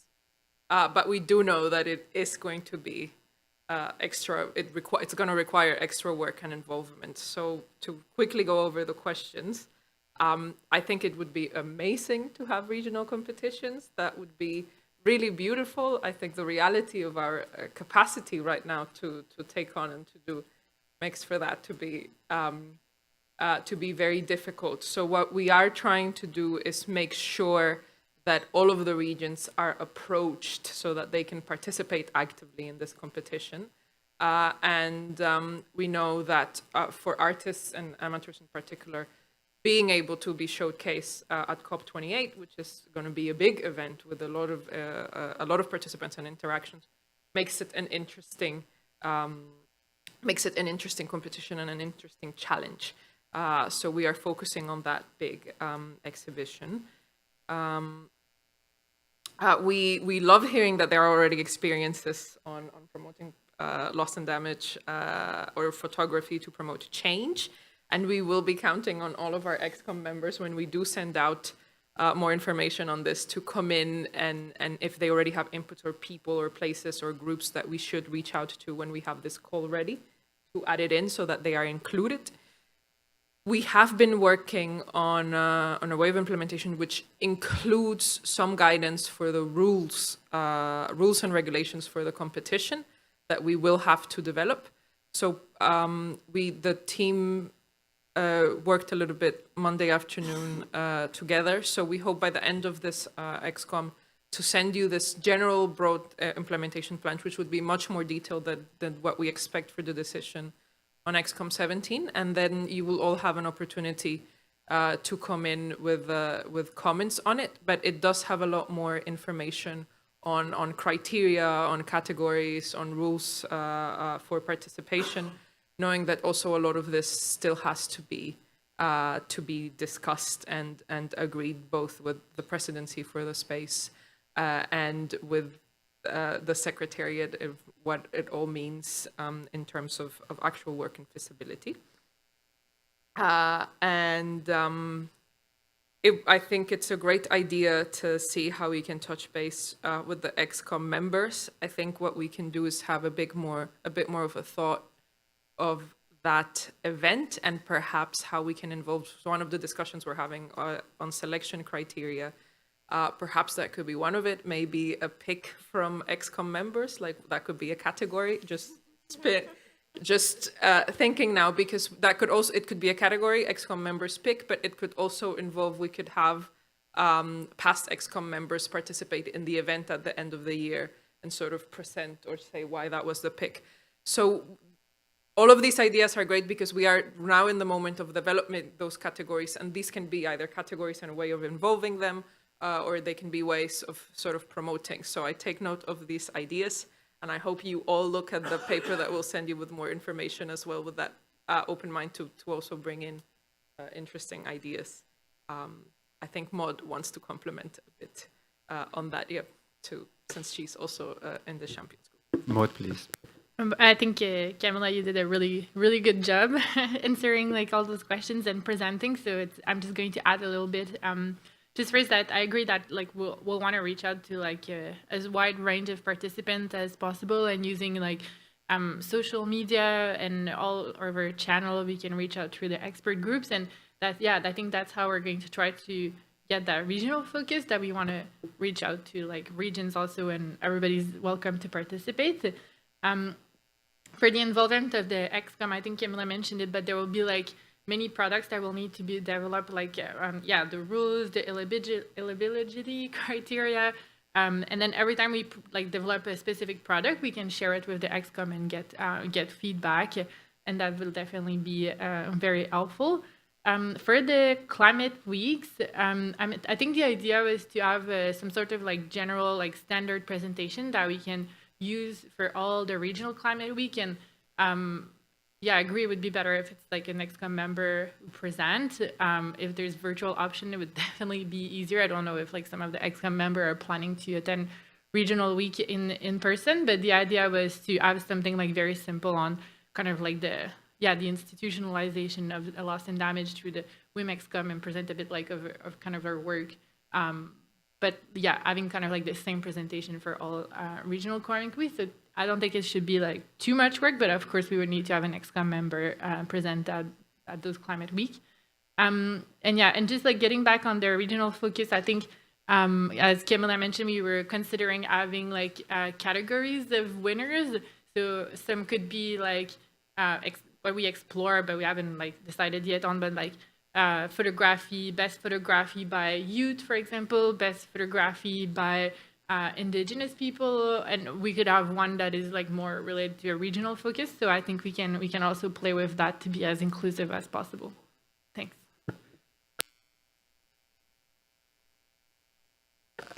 Thank you very much. Now, we are close to the hour, and that means a 2-hour session on this. And my ambition would be that before we close the session, we also have a very quick round that touches on the 13 activity areas that we haven't so far at all touched. That was also what I mentioned up front, that I would love to just have very quick comments on that. So we may run a little bit over time because I have a couple of observers also that like to come in. But let me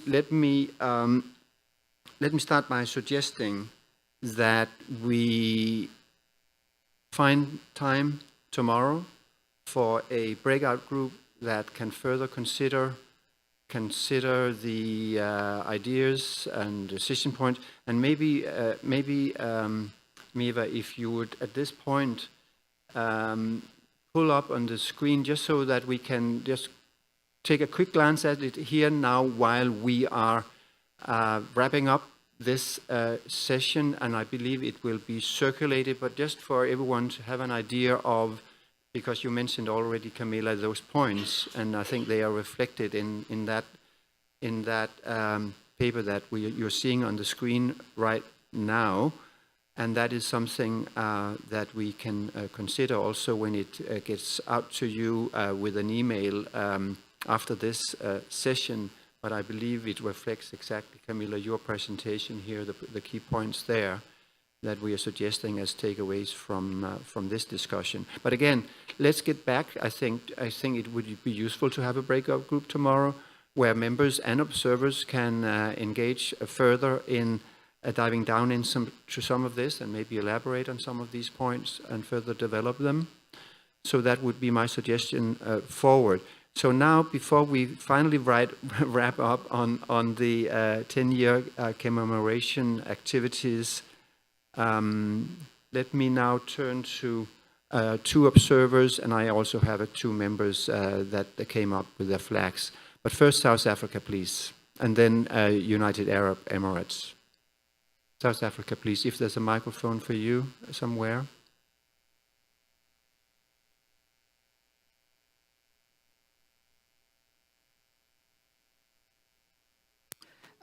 Thank you, Co-Chair. I will be taking the floor on behalf of the Adaptation Committee on this topic of commemorating the 10-year anniversary of the WIM, which will be used to showcase work and also increase the momentum on supporting developing countries or on impacts of climate change.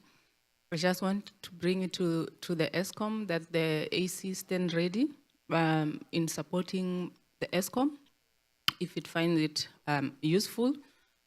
We believe that both the AC and the ExCom could jointly coordinate some of the capacity building events at a regional level with different stakeholders, of course, including the mentioned regional climate weeks. We believe that we could also join forces in outreach and promoting each other's planned activities or finalized products through our established communication channels. But we are ready to support the ExCom in celebrating this 10-year anniversary. Thank you. Thank you very much for your kind of Funi, on behalf of the Adaptation Committee. It's well noted and much appreciated. United Arab Emirates, Mohammed, please.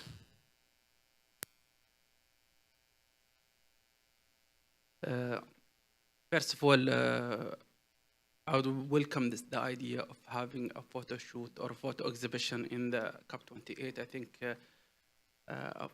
pictures is stronger than 1,000 words. So I welcome this idea, and it's important to showcase the important work that ExCom have done in the past years. And it's in the spirit of sharing stories and sending a positive message that it has been done and we can do more. It's important.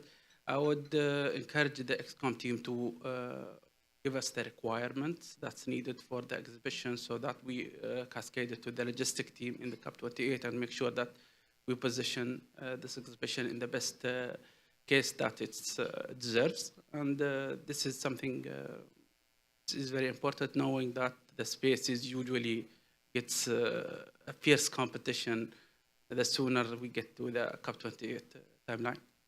Thank you. Thank you very much, Mohammed, for that. Important with you hosting the COP and ensuring that this can be accommodated within the perimeter of the COP.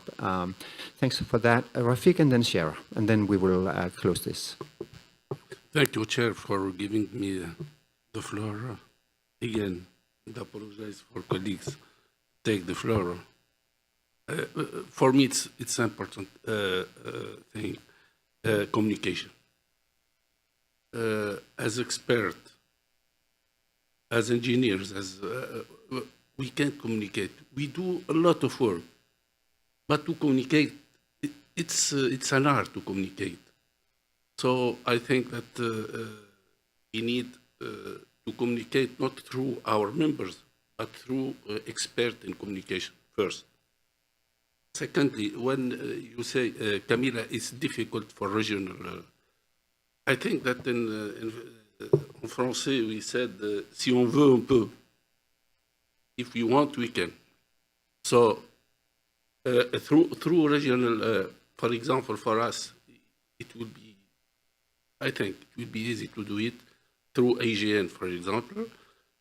Why I said that?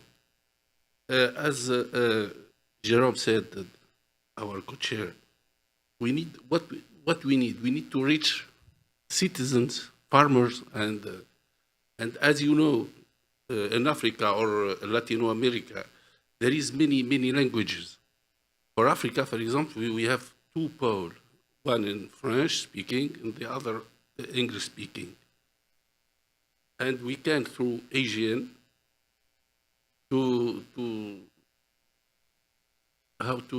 program these events, one in French, one in English. Like that, we can ensure that we reach these farmers and citizens. Thank you very much.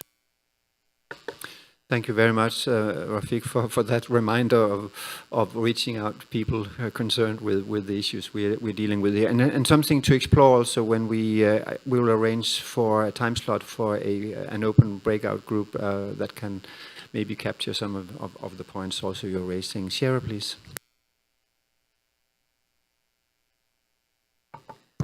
Thank you, Frode, and thank you also for the invitation to explore some of the other activities under the cross-cutting section of the work plan. As you noted, there are 20 of them, and so there is quite a bit to explore and touch on here.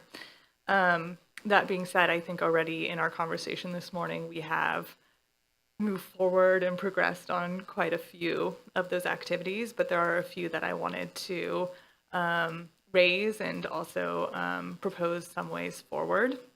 For activity 6, which is enhance engagement and partnership with relative constituted bodies, including the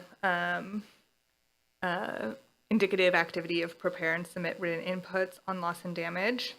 I wanted to raise the opportunity that the PCCB, I would like to say is still open, but recently closed, on a call for submissions related to capacity building support for adaptation with a focus on addressing gaps and needs related to formulating and implementing national adaptation plans. Given the fact that we have numerous activities in our 5-year rolling work plan, as well as our work stream plan of actions, I think it may be helpful for us to share those specific activities with the PCCB so that they're aware of how the ExCom may be willing to support or moving forward that topic, which is the PCCB's priority issue for this year. And also, I think that would be very much in line with a request from colleagues I've heard around enhancing collaboration with other constituted bodies, particularly PCCB. I have drafted a very simple submission on this, which is essentially mostly copying and pasting from the 5-year rolling work plan and the plan of actions of the expert groups that I could distribute to members for their consideration. But I would like to put that forward as a way to progress Activity 6. In addition, I wanted to touch on Activity 12, which is strengthen synergies with instruments, processes, and mechanisms of the 2030 Agenda for Sustainable Development and the Sendai Framework for Disaster Risk Reduction.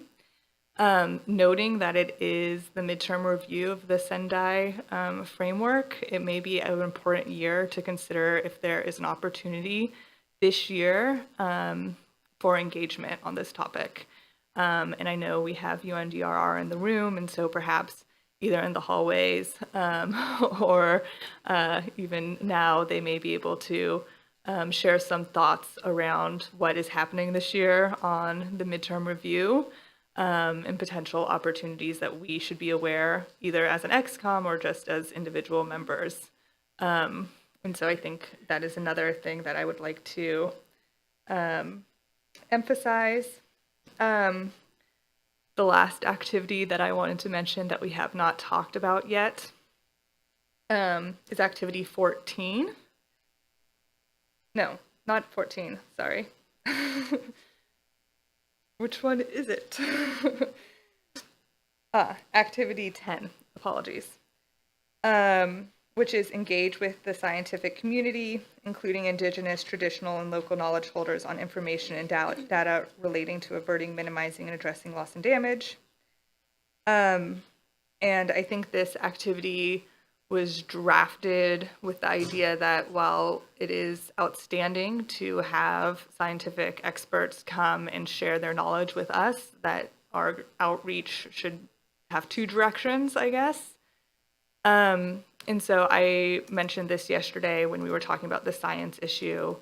And while I think it is great that we strive to have two-way communication with the scientific community, I think it's actually quite difficult to share back some of the things identified here in terms of, informing the scientific community about knowledge and capacity, etc.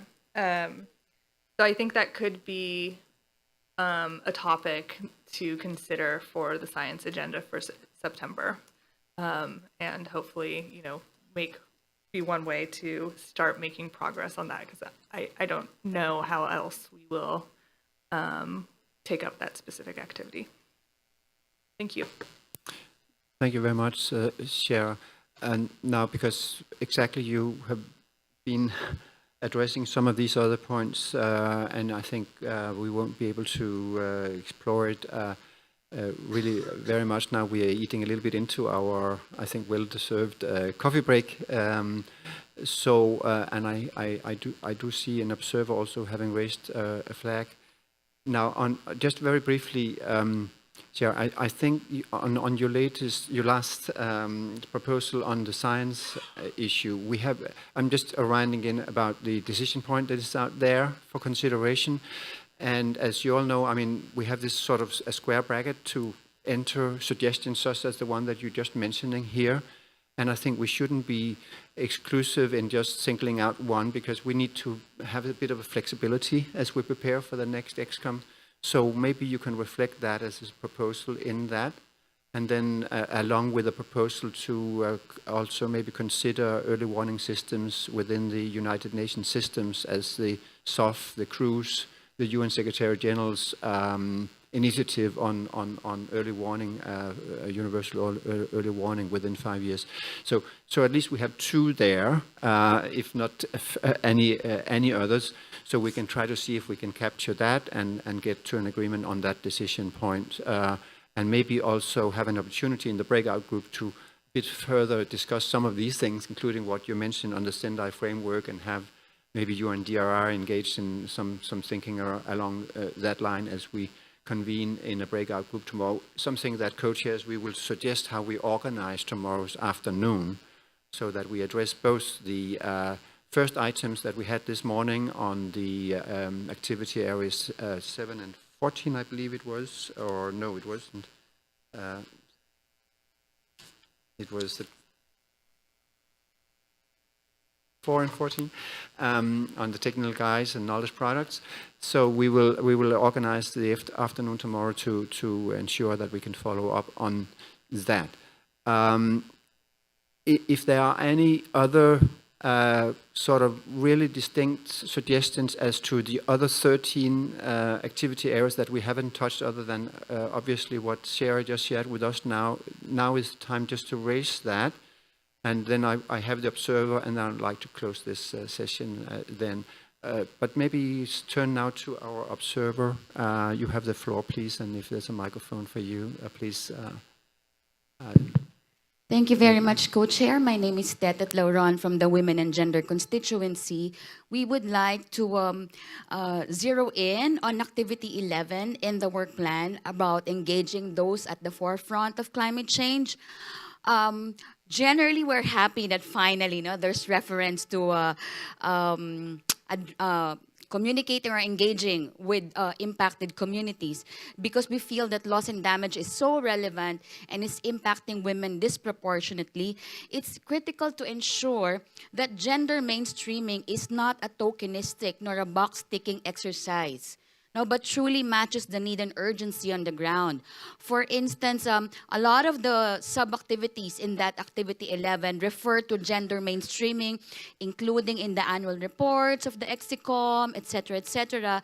But perhaps we'd like to suggest that many other constituted bodies and even the technology mechanism mention progress on gender in their annual reports every year. The CTCN was even preparing to launch a gender expert roster, so maybe it's something that can be considered as well under WIM. It might also be worth mentioning that policy reports of the Standing Committee on Finance, tech reports, always have a gender chapter included, so it might be good to also to consider having a dedicated chapter on gender to be integrated throughout. So again, co-chairs, ExCom, we would like to express our appreciation, but also cautions against, possible box-ticking and pink-washing exercise in this initiative. Thank you so much. Thank you very much for that contribution. Reminding us of this important activity area 11 also. Thanks very much for that. So just before we break for coffee, let me just get back to Shara, to your suggestion as to whether ExCom should make a submission related to the PCCB, on which you have already now drafted some basic elements for.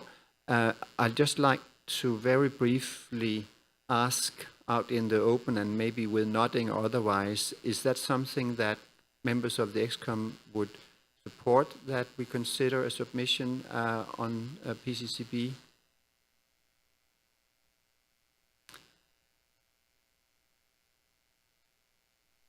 I have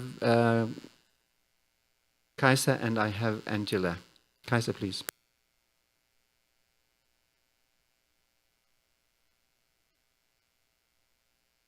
And good morning, colleagues.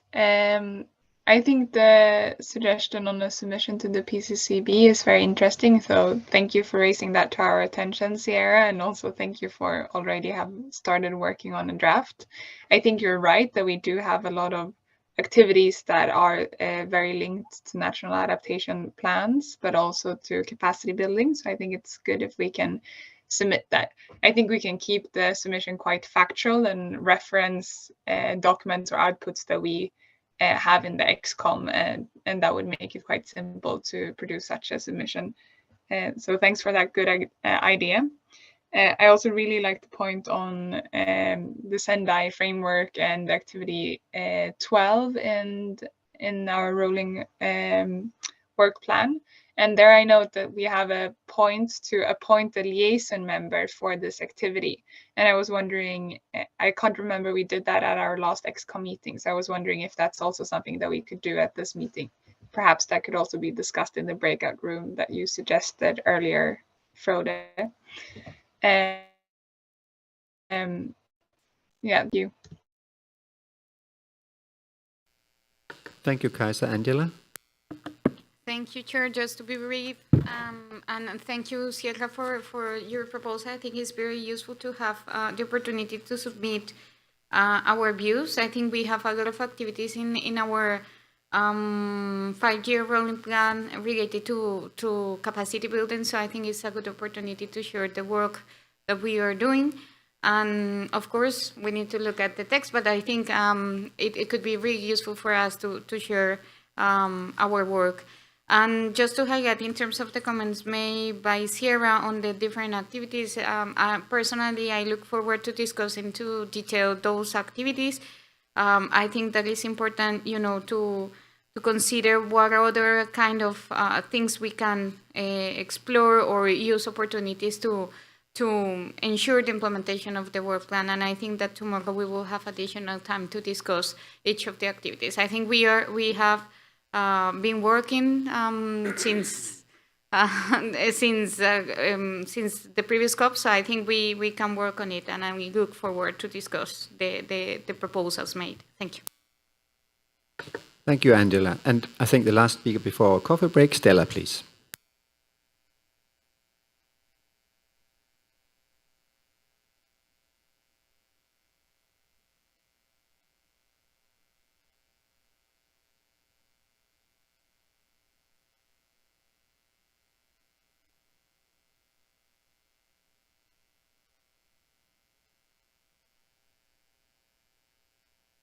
Thank you, Stella. So with that, maybe kindly share, if you could share either directly or through the Secretariat, your proposed draft submission on the PCCB, that would be helpful. Look, again, a long morning session here, and now it's time for coffee. Apologize for having run over time. I think we resume again, let's say 20 minutes to 12. 20 minutes. Please be here back in the room, 20 to 12. 11:40. Yes, indeed. Thank you.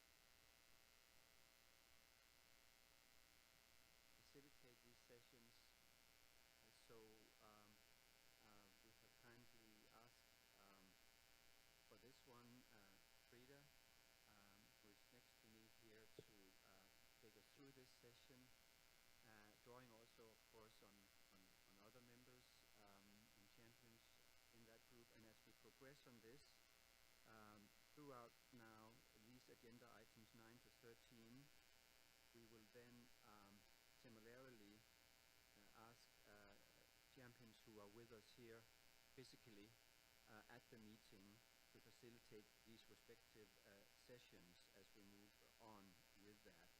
So for the MEL, I think Angela has accepted to facilitate the session, and later on I think we have for the other sessions Jera and Maud also taking us through these various agenda items, and again with input, of course, from other members. So with that, I'd like to pass over, Frida, to you to facilitate this session. So the floor and microphone is yours. Thank you very much, Co-Chair. Our Champions Group is composed of two co-chair, Frode, Larissa, Faisa, who is joining us online, I guess, and myself. And I have today the honor as one of the new champions to report on behalf of the expert group on slow onset events and facilitate this session for you. The work of the expert group SOE focuses on strategic workstream A of the 5-year rolling work plan of the WIM ExCom, which aims to enhance cooperation and facilitation in the relation to slow onset events by both strengthening the understanding of slow onset events as well as enhancing the capacity to address them. Slow onset events has been a central issue raised during the COP27 negotiations and the first Glasgow dialogue, and we therefore reconfirmed the relevance of the strategic workstream. I recall that this expert group focuses in its first plan of action on 3 water-related slow onset events: glacial retreat and related impacts, sea level rise, and desertification. In doing so, related processes such as salinization, cascading effects that impact, for example, agricultural practice and lead to issues such as loss of biodiversity, land degradation, water scarcity in urban and other contexts, and human mobility will be taken into account. So, giving you an update on this expert group, I would like to focus on 3 different points. First of all, the second WIM 5-year rolling work plan and update on the plan of action. With regard to the second rolling work plan on the WIM ExCom, the plan to update the POA accordingly, including new activities and realistic feasible timelines. Activities that has been highlighted in the new work plan for the strategic work plan on slow onset events were facilitating a continued collaboration with the Technology Executive Committee, the TEC ExCom, to highlight nationally relevant technologies for AMA slow onset events in coastal zones, and increasing as well awareness of and share information of slow onset events, which includes the update and share information on the database of slow onset events, and organize outreach events on slow onset events with a view to sharing information on, for example, integrating slow onset events considerations in national planning and policy responses. These are points we would like to discuss in our next expert group meeting. Oh, sorry, should I go closer? In coming to my second point in this update, the champions identified also clearer deliverables and associated timeframes as a way forward in implementing its plan of action. One of them is a technical guide for slow onset events. A tentative outline of a technical guide focusing on glacial retreat has been prepared, but not yet received input, reviews, comments from the full range of experts of the slow onset expert group yet. As well, it has not been shared with other ExCom members, since I understood this is still up to discussion and in the process. Since there has been no expert group meeting after the ExCom 17, it has also not been discussed with the members of the expert group. So we would like to focus on this in the next meeting, and we hope that this will take place very soon. In line with the second rolling work plan of the WIM, we also consider the promotion and dissemination of the technical guide to the target groups, as well as capacity building and training in relation to the application of these guides. We are working on a realistic timeline and consider having the outline for the guide by SB 58 latest, that allow us to have sufficient time to discuss in the expert group and convene a respective meeting. Thirdly, and also very connected to the second point, I would like to focus on the members of the expert group, and let me first of all extend my gratitude and appreciation of all members that have engaged in this expert group. In addition to the ExCom members and reps from constituted bodies, the composition and work of the expert group is meant to also include a listing of technical experts, numbering in the range of minimum 10 to 18 members or organization. The contribution of these experts, especially from different regions, is critical, given the far-reaching impacts of slow onset events and the accompanying broad range of issues to be covered. Based on the thematic priorities and the development of the guides, as well as the importance of the solutions for slow onset events, we would like to make sure that we are in the minimum of the range of experts in our group and revisit the list with a view to update until the next meeting. By coming now to the end of my update on the expert group of slow onset events, I would like to summarize the 3 points we would like to focus on. We want to update the POA, taking into account the discussion at from ExCom 17. We would like to advance a technical guide for slow onset events, and this before the SB's 58. And we would like to convene a full slow onset event expert group meeting after reviewing the list of current members. Now I would like to invite other champions, ExCom members, and as well observers to give me your point of view or if you need any clarification. The floor is open.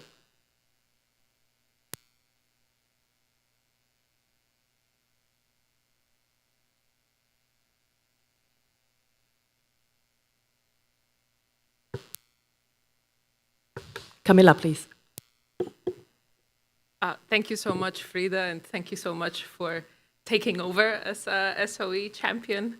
I know that we had a bit of changes in non-Annex 1 representatives to account for the changes in membership. So thank you for that leadership.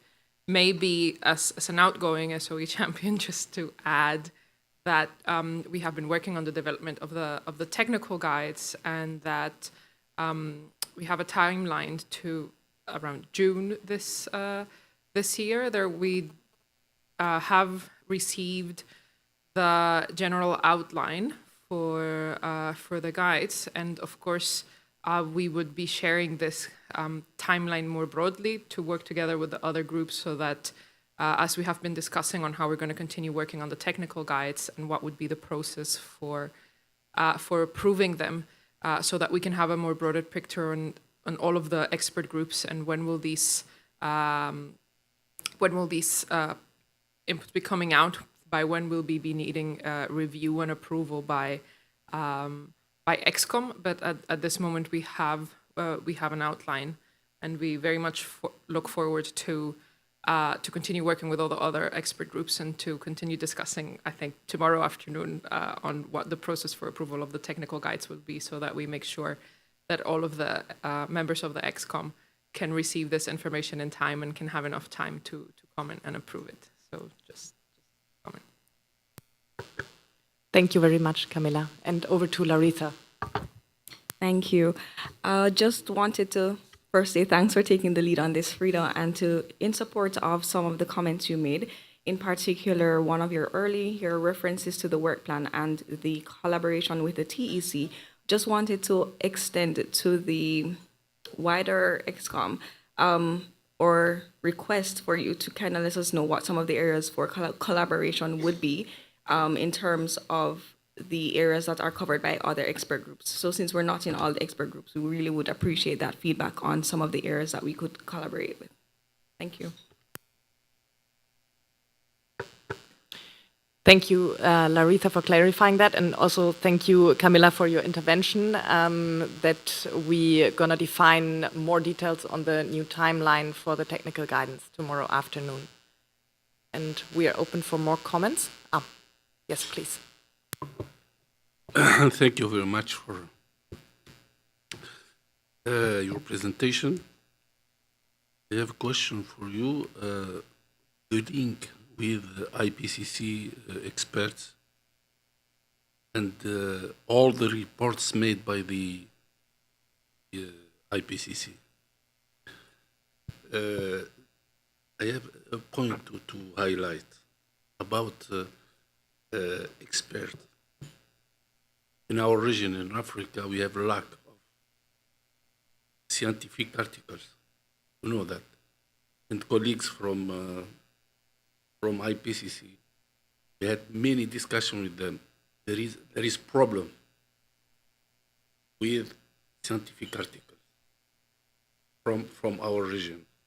So this is lack to publish an article.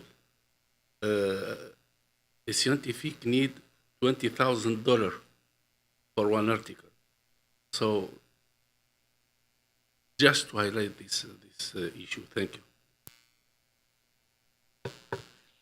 Thank you. I hope I understood correctly your comments that your concern is the desertification. This is one part of the work stream of this expert group.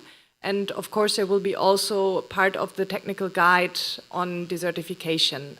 There are 3 topics in this technical guide, which will be glacier retreat and related impacts, sea level rise, and desertification.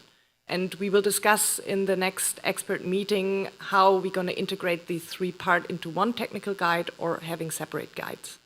Thank you.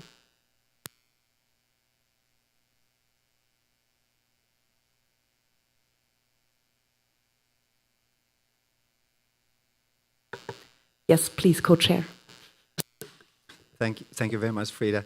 And also from my side, thank you very much, Frida, for stepping in as a new member here and showing leadership and picking up so quickly the issues of the group on slow onset events.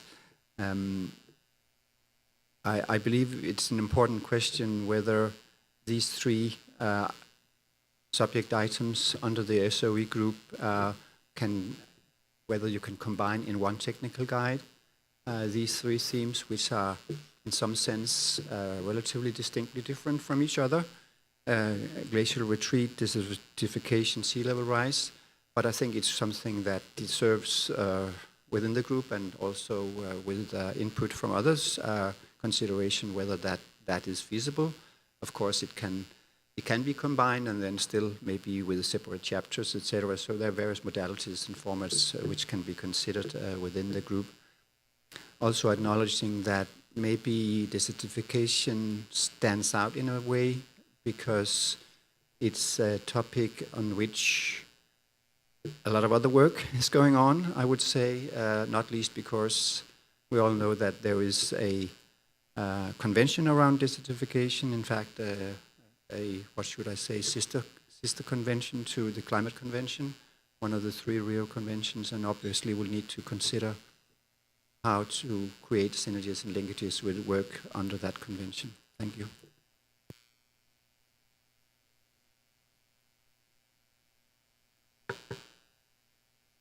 Well, there don't seem to be more interventions for now, but thank you, Frode, to make the link as well to our sister convention. And I think this is a very good point to keep in our mind that we might have to coordinate or also see what we have in the desertification convention.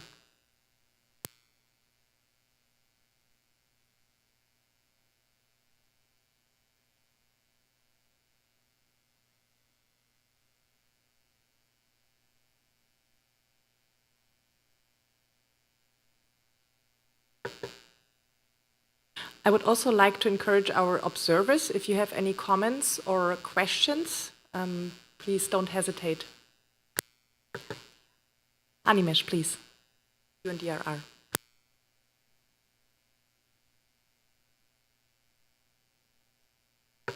There is a standing microphone as well to use by every observer. Thanks, Frida.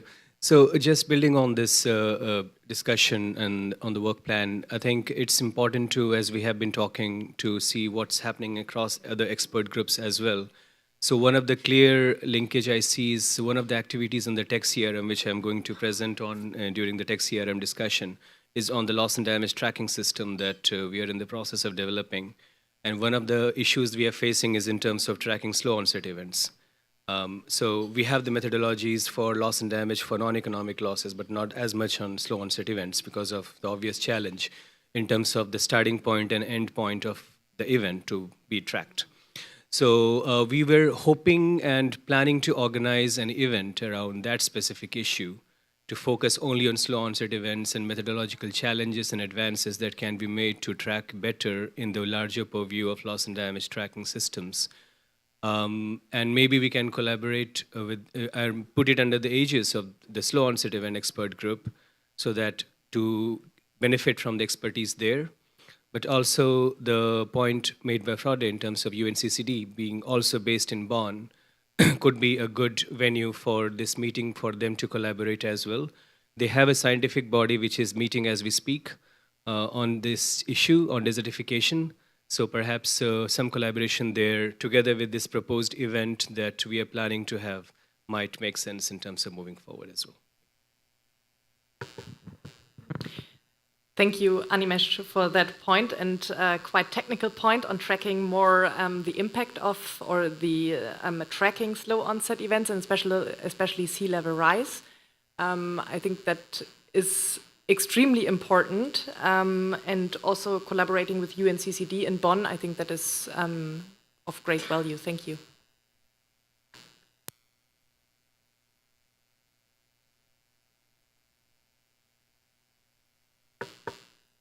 I see one flag in the third line up. Sorry, I can't read it. Please go ahead.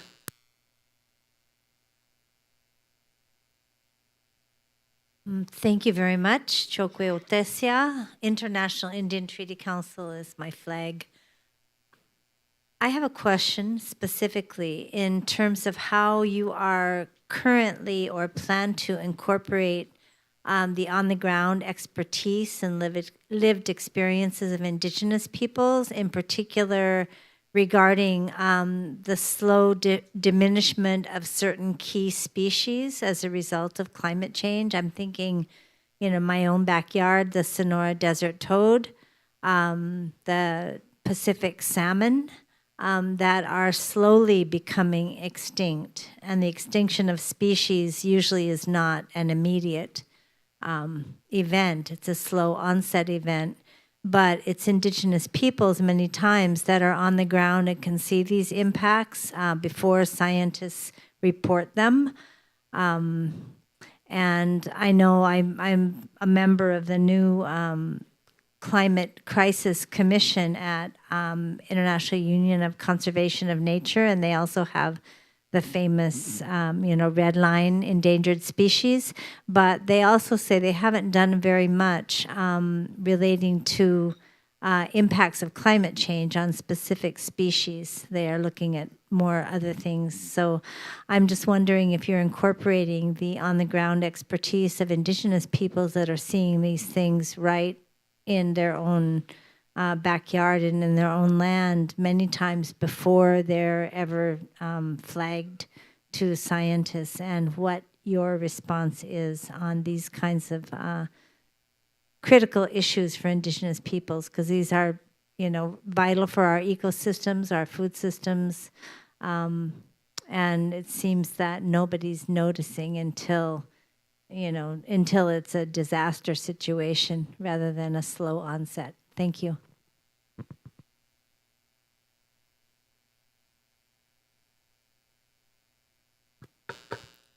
I would like to proceed with the next speaker and then come back to your intervention. Thank you.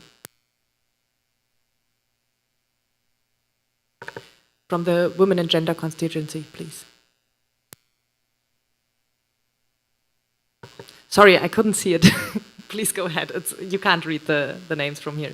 Yeah, it says FWG, which is a facilitative working group of the local communities and the Indigenous peoples platform. But this is more of a question from my Arctic perspective. I belong to the Sami people who live in Norway, Finland, Sweden, and Russia, and together with the Inuit, we constitute the Arctic region. And this is more of a question to the definitions, and I am aware that you are not in charge of the definitions, but this topic is on slow onset events, but we all know that the Arctic is changing 3 times faster than the global average. In the last 50 years, the temperature has changed 3 times faster than the global average. So when does slow onset event get rapid? And what we are facing in the Arctic is that within this century, we'll probably not recognize what the Arctic as it is today, because we will be moving beyond all the definition of what Arctic is. And this leads directly into the next discussion on all the non-economic loss that the indigenous cultures in the Arctic will be facing in the near future. But the question is more, and I guess there is not a clear answer, when does these slow onset events like ice retreat get rapid and move into crisis? Thank you.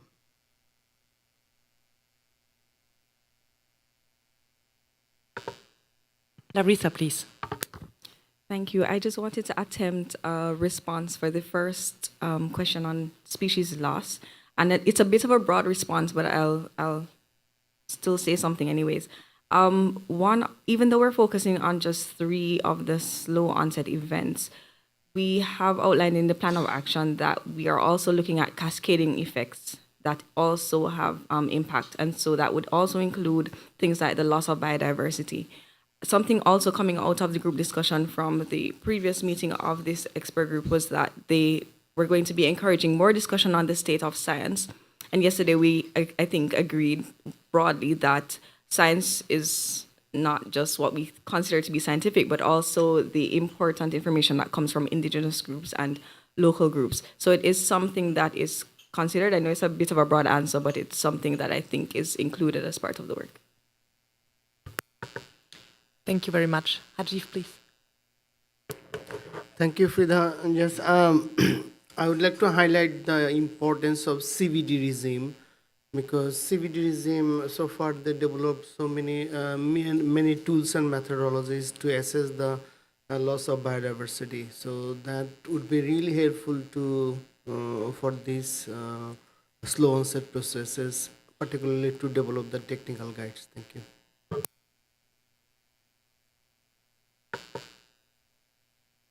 I see the same flag from before in the 3rd row on the left from me. I don't know if it's an old flag. No, okay, an old flag. Then please, 2nd row.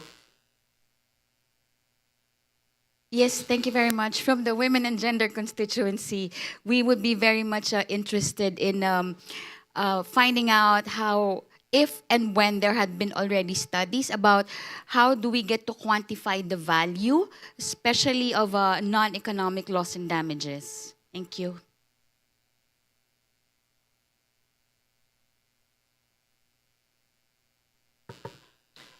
Thank you very much for that question. I think this might be right to ask in the slot of the expert group for the non-economic losses, but I'm pretty sure it's already being taken into account by that champions.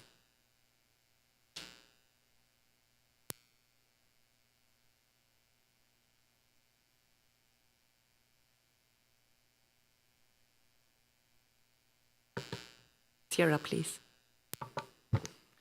Thank you, and I think I'm going to make just more of a general comment as we go through these work streams. I think it's outstanding to hear the perspectives around some of the needs and issues, but I also know that for many of our expert groups, it is quite a challenge to move forward activities, and we are asking our participants to volunteer their time often to do this work. And so I also encourage us to be mindful of prioritizing work and thinking about what is the needed input to really advance the next steps. Although I think it is also helpful as we think longer term, what are some of the things that maybe we aren't addressing now that could be addressed in the future. So I just want to make maybe that general point as we walk through these work streams. And I also think it could be helpful for us to have the plans of actions for all these groups as we're discussing them, since not all of the activities we're discussing are actually in the larger document that was shared previously.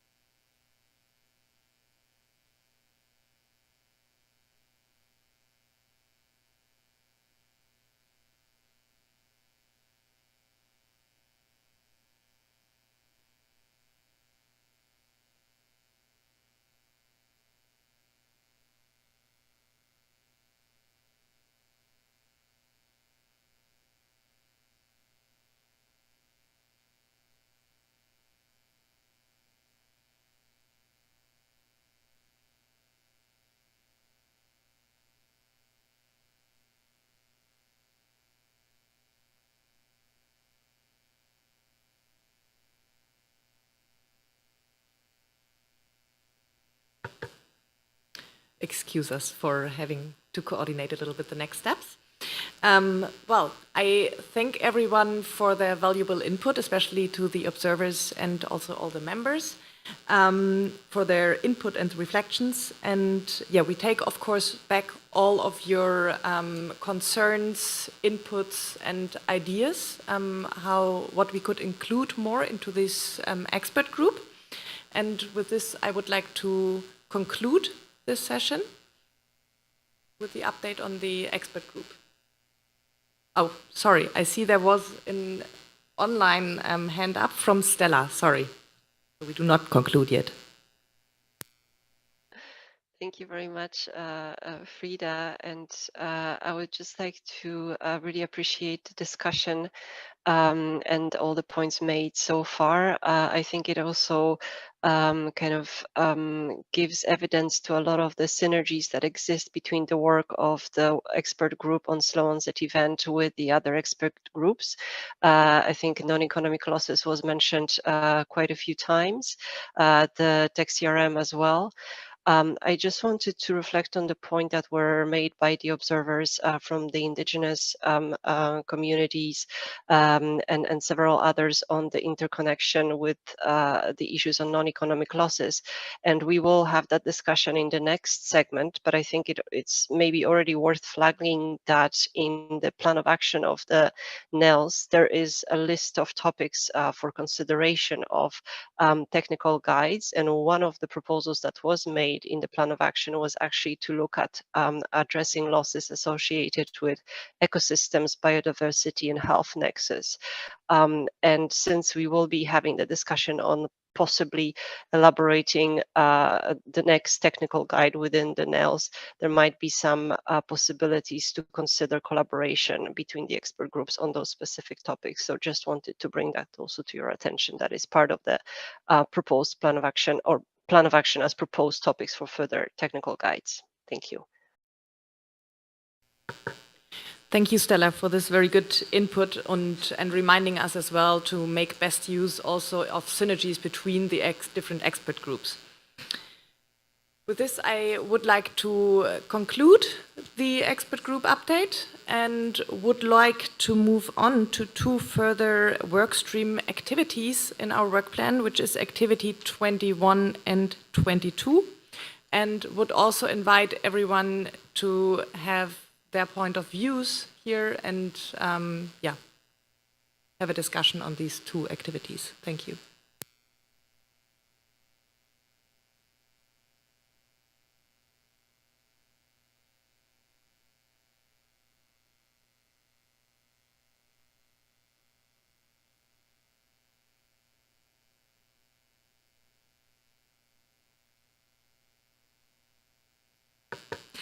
I will briefly read them out for everyone who might not have the rolling work plan in front of them.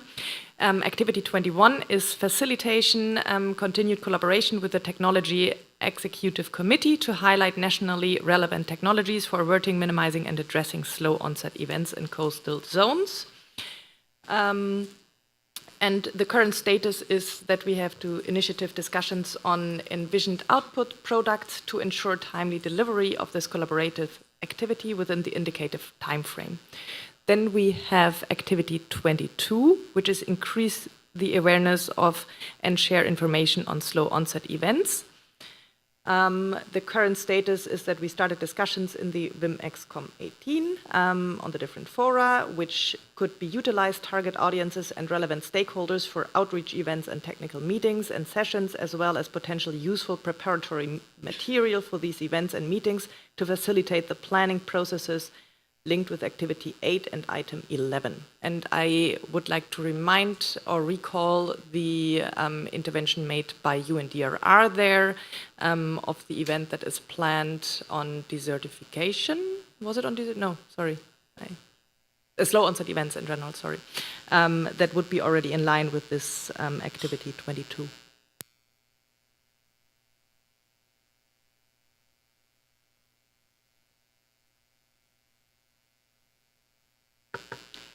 The floor is open.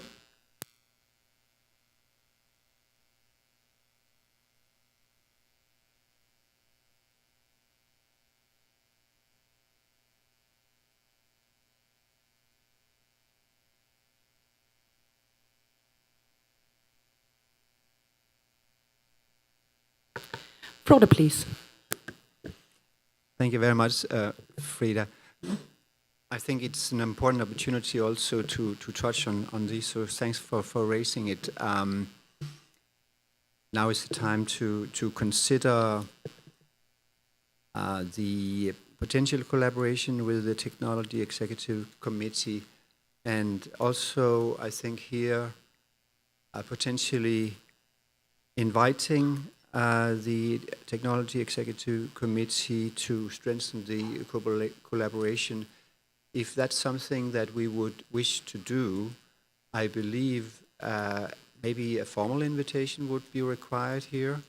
And that's something I think it would be good to learn members' views on. And I think generally speaking, we shouldn't miss any opportunity to pursue engagement with other constituted bodies as we are doing, but maybe so far with the tech, here's a potential that we have so far not explored. So it's an open question whether that's an invitation that we should formally extend. And of course, the question of awareness, raising and sharing information speaks into the broader the broader question of how we disseminate information on our work and stimulate an interest in this is, of course, slow onset events is one of the challenging, as we all know, and reflected in this conversation here now, something that we need to consider how we can best do, either by including it in outreach events or in any other ways of information products, and of course how we disseminate technical guides, etc. So that's something important, and I think we will come back to this one way or another once the products are developed. So here's an opportunity also to cover these two items here. So basically, I think I'm just raising a question on the potential invitation to the Technology Executive Committee, and also maybe in that context, the nature or maybe indicating how we would like to see such collaboration being developed. Thank you.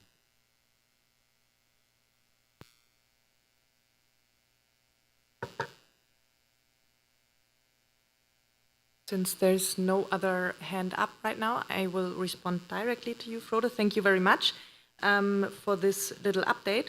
And I would also like to highlight that we need to have a vision for the output before we send out the official invitation.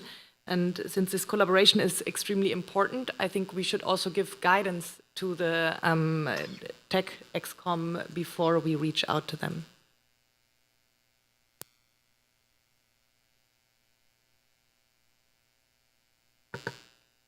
I would also like to encourage our observers, if you have any inputs or point of views on these two activities, to raise your flag, please.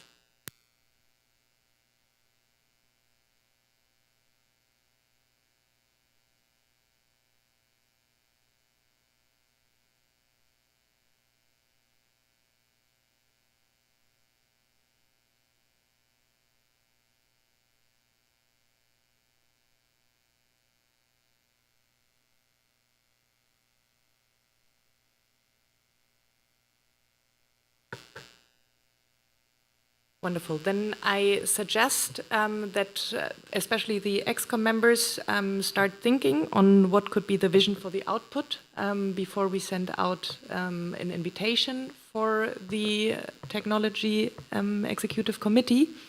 And if we do not have a vision, then we might see if this is a right point or time slot to reach out to them already with an invitation. Then I see a flag from Jerome. Please, co-chair. Thank you. Just to always be synergistic in our approach, Frida, this is to remind that this is also our opportunity to link the cross-cutting agenda item. But there are good points raised earlier, including the item 14 that concerns the applicability of the best available science. But I think good to note that it's our turning point to really be creative, consult the targeted localities and the groups that are present. They can supply to us or provide us some creative ideas how to undertake the activities under the work plan. So I think this is a standard approach that we can adopt for all the work streams. We could strategically identify what elements should be in the invitation, what stakeholders are needed to be part of the conversation, and the timelines. Of course, as part of our progress monitoring, what are the outputs that we intend to see given the milestones indicated in the work plan. So these are just flexible suggestions, Frida. Thank you.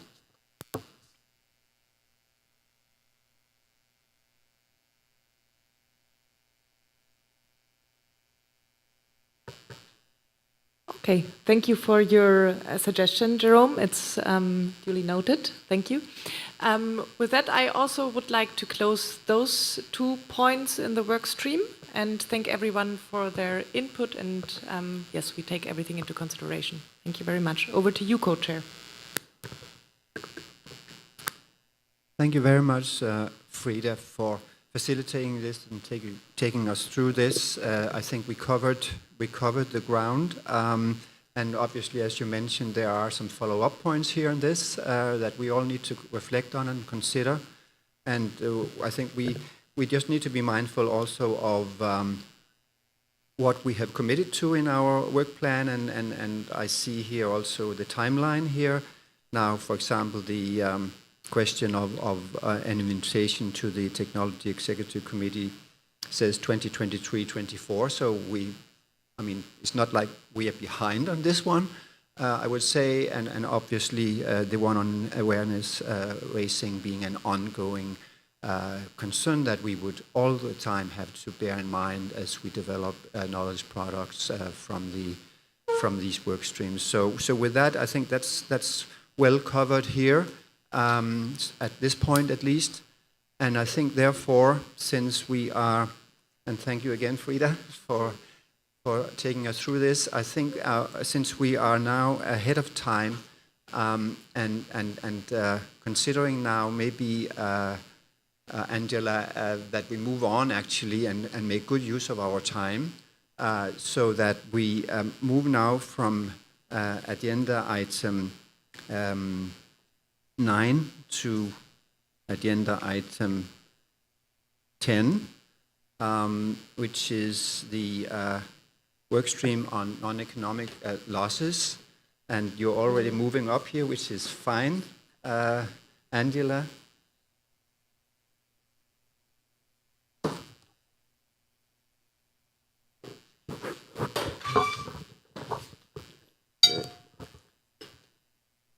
So we're just reconfiguring here and making ready for Angela, for you to facilitate this, along with, I believe, another of the champions, Jerome, here next to me.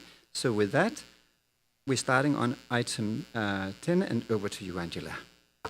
And sorry, just to add, of course, we can proceed, and we will proceed as need be after the lunch break, because we have a time slot there as well. Over to you. Thank you very much, Co-Chair. Thank you for the invitation to report, and just to say that the members of the champion group of NEOs are our co-chair Jerome, who's next to me. Also, we have Gemma, Estela, and myself.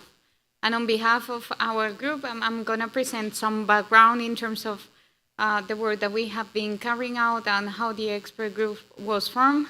So let me start by saying that the NEOs was formed in 2021 with its first rolling plan of action endorsed by the ExCom at the ExCom 13. Notwithstanding the difficulties due to the COVID-19 pandemic, which were particularly felt by our group as one of the new expert groups whose plan of action has been developed virtually and whose members have never had the opportunity to meet in person, the group has started with the implementation of its activities. Following its second meeting, which took place on the 23rd of June 2022, which noting the need to accelerate the implementation of its plan, of our plan of action and explore potential ways to strengthen collaboration among the members, as well as possible modalities to foster stronger communication, champions have agreed to identify responsible champions for specific activities or cluster of activities to guide groups of interested members in supporting the colleagues identified in the plan of action in implementing activities, with the aim of having more frequent, focused, and activity-specific communication, And in terms of the status and updates of the plan of action, let me highlight that since the ExCom 17, the NEOs group has made progress on the following activities. Activity 1, which is related to collection of information on the rolling basis on available tools for assessing non-economic losses and update the technical paper on non-economic losses. And perhaps just to highlight in terms of the comments made by Stella, also, and the question that was made in the previous session, we are working in our technical paper, and I will provide additional information on that, but the technical paper is part of the process, and perhaps it's gonna cover part of the question that you made. The constituency of indigenous communities, I think it was the person who made the previous question. On activity 5, we also have progress on activity 5, which is related to map potential partners working on non-economic losses and engaging the relevant activities under the plan of action. And also on the activity 7, in terms of form a small working group jointly with the TFD to outline the guidelines and procedure, a draft for consideration by the expert groups and the TFD, and where appropriate, the executive committee, and finalize for subsequent dissemination. Let me start by saying, especially regarding activity 1, again, which is regarding collecting information on a rolling basis. As I mentioned before, a draft and initial outline for the updated technical paper on non-economic losses has been developed. This has now been shared with the wider expert group for comments, as well as expression of interest on specific sections of the updated technical paper that specific experts might wish to contribute to developing by mid-March. On activity 5, which is regarding potential partners working on NELS, the expert group launched a survey in 2022 to map potential partners working on non-economic losses with a view to engage them in relevant activities under the plan of action, and 48 organizations have responded to the survey.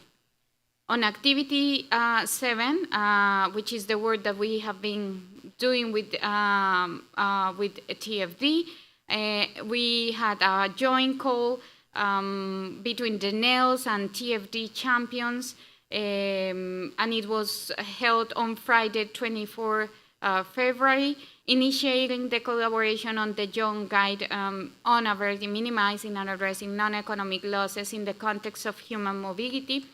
And champions and activity leads agreed on an indicative timeline with the outline to be provided by May and a full draft to be developed in autumn this year. In deciding the next steps, expert members raised a series of questions that might be one to receive further guidance by the ExCom. And let me start sharing with you, possible areas and guidance that we are looking for in terms of this meeting. On this activity 7 particularly, perhaps it's important to discuss further guidance on ExCom expectation around the technical guide, including additional guidance on target audience, coverage, and deep on this, and also the importance of ensuring that the technical guidelines is a useful tool and demand different product targeted towards what is needed. Important to hear from the users, target audience, guidance support by the ExCom in identifying ways in which to facilitate this. Perhaps, service, or we are looking for that kind of inputs from the ExCom members.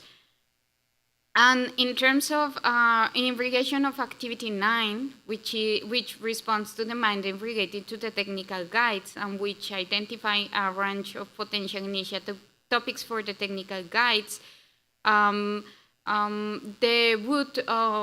group of NELS would appreciate any guidance from the ExCom on how to advance the work, including any priority topics, if any, for this year. But it's important just to keep in mind, because that our experts are working, let's say, for free and on a voluntary basis. And as I mentioned before, we have two objectives here, which are, to work on jointly with the TFD on the guidance on human mobility, and also to update the technical paper on non-economic losses. Perhaps could be useful for to hear from the organizations, experts, if it is enough this kind of work, or we are looking for an additional guidance this year. So at this point, these two activities are our key priority. And of course, we look forward to receive your inputs in these two main areas. I don't know if Estela and other colleagues who are in the call would like to add something else. And before to give the floor to other colleagues, and perhaps just to respond to the comments made in the previous session and the question, just to say that, as I mentioned before, we are going to update the technical paper on non-economic losses, which is a complex issue per se. And the question that was raised has been already partially answered by the technical paper from 2023. And perhaps the Secretariat can provide us additional information on that. And the update is hoping to bring some new perspective on this important issue, taking into account the developments in the last 10 years, just to complement the comments made on the question that was made in the previous session. I don't know if someone else would like to add on behalf of our group of champions.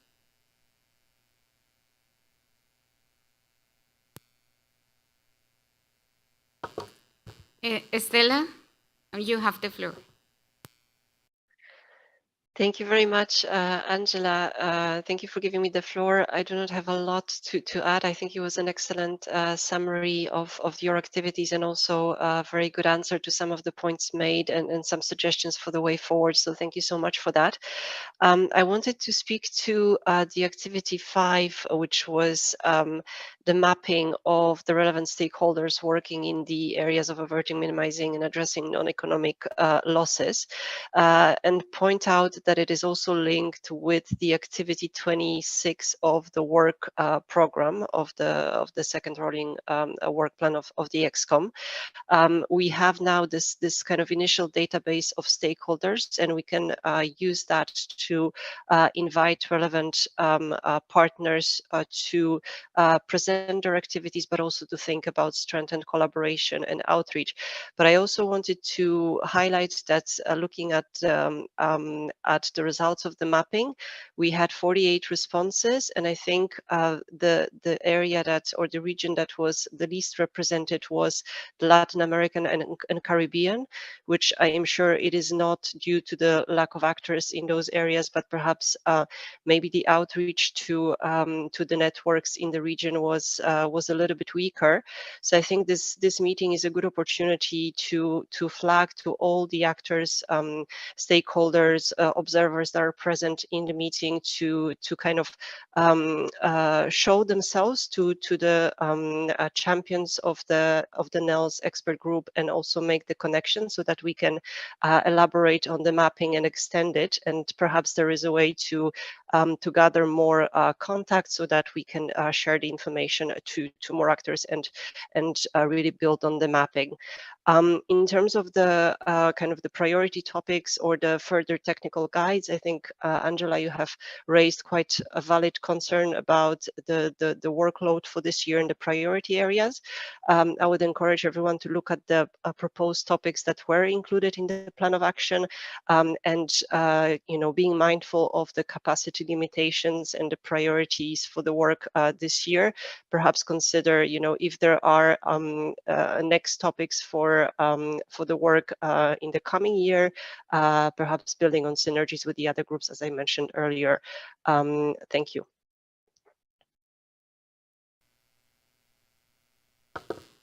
Thank you very much, Estela. Any other views from our ExCom members in terms of how to handle, our work? As I mentioned before, we have 2 priority areas for us, but I would like to hear your views if you would like to propose, specific topics for technical guidelines. We already have some topics in our work plan, but if you have additional suggestions for our consideration in our group, and I also would like to open the floor to the observers if they would like to add something else in terms of areas of possible collaboration and guidance from the ExCom.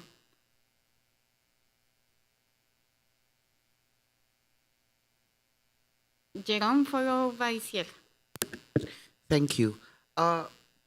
In addition to what Angela has shared with us, maybe for the reflection of the members and perhaps our observers here, it's good to note that jurisdictions are demonstrating unique features of NELs, and therefore the more characterized needs under the work of NELs would be much relevant, and this is where perhaps feedback from the respective groups, from the partners, from the scientific community, consistent with the recent projections of the IPCC on NELs. I think the more nuanced the technical guides would be, then the more I think useful they will become.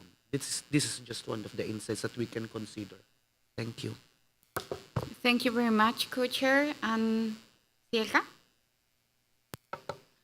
Yeah, thank you, Angela, and thank you for some specific questions really that you would like input from the ExCom on. Related to the work with the Task Force for Displacement, I'm in neither of those expert groups, but am looking forward to seeing that work progress and supporting to the extent that you would like me to as a broader ExCom member. I do think we have kind of some guinea pigs working on our first kind of linked technical product between the two expert groups. And I think it would be helpful. I think we've raised in some other discussions having a calendar of meetings, and perhaps as we think about facilitating collaboration between expert groups when we plan out expert group meetings, also having those joint meetings on the calendar could be useful as well. And then also to your question related to audience, I'm curious if you as champions have already done some initial thinking with potentially your TFD champion colleagues that may actually help inform the ExCom's discussion and guidance on the points you raised. So if you have more thoughts to share around that particular knowledge technical guide, which I understand is planned for this year, it could be useful. Thank you.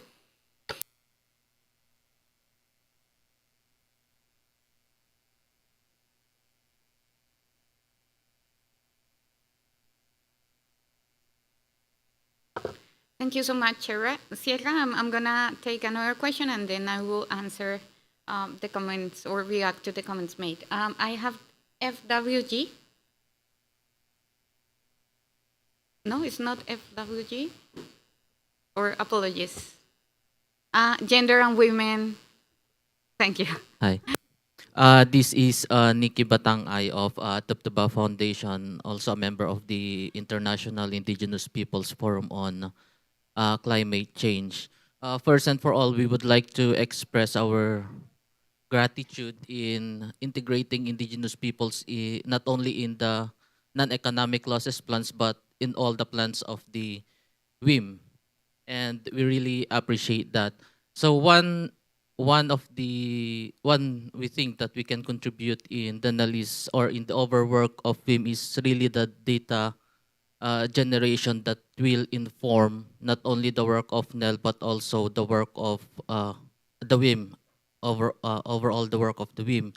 So we are suggesting if you can also support a indigenous peoples-led study or research or case studies on indigenous peoples and loss and damage, with focus on non-economic losses, because we have been hearing a lot of testimonies about these non-economic losses, but we also admit that these testimonies were not written on paper. So we would like if you can support an indigenous peoples-led case studies for non-economic losses to also hear the perspectives of these indigenous peoples about non-economic losses. And secondly, we will also would like to express our interest to collaborate with the NEL expert groups. Thank you.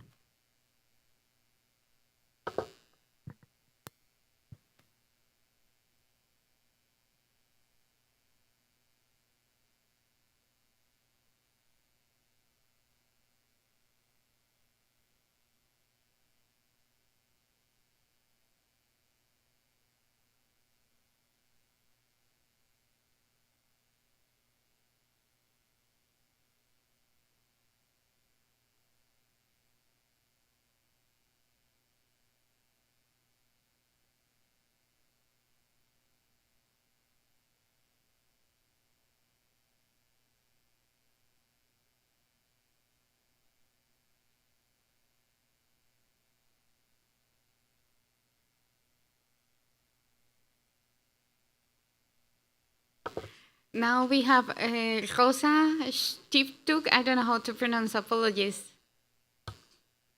Thank you very much. From the Women and Gender constituency, we feel the pressure to always make a contribution.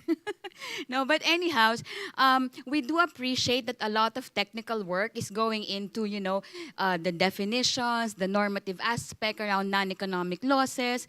But we'd also like to reiterate our question, no?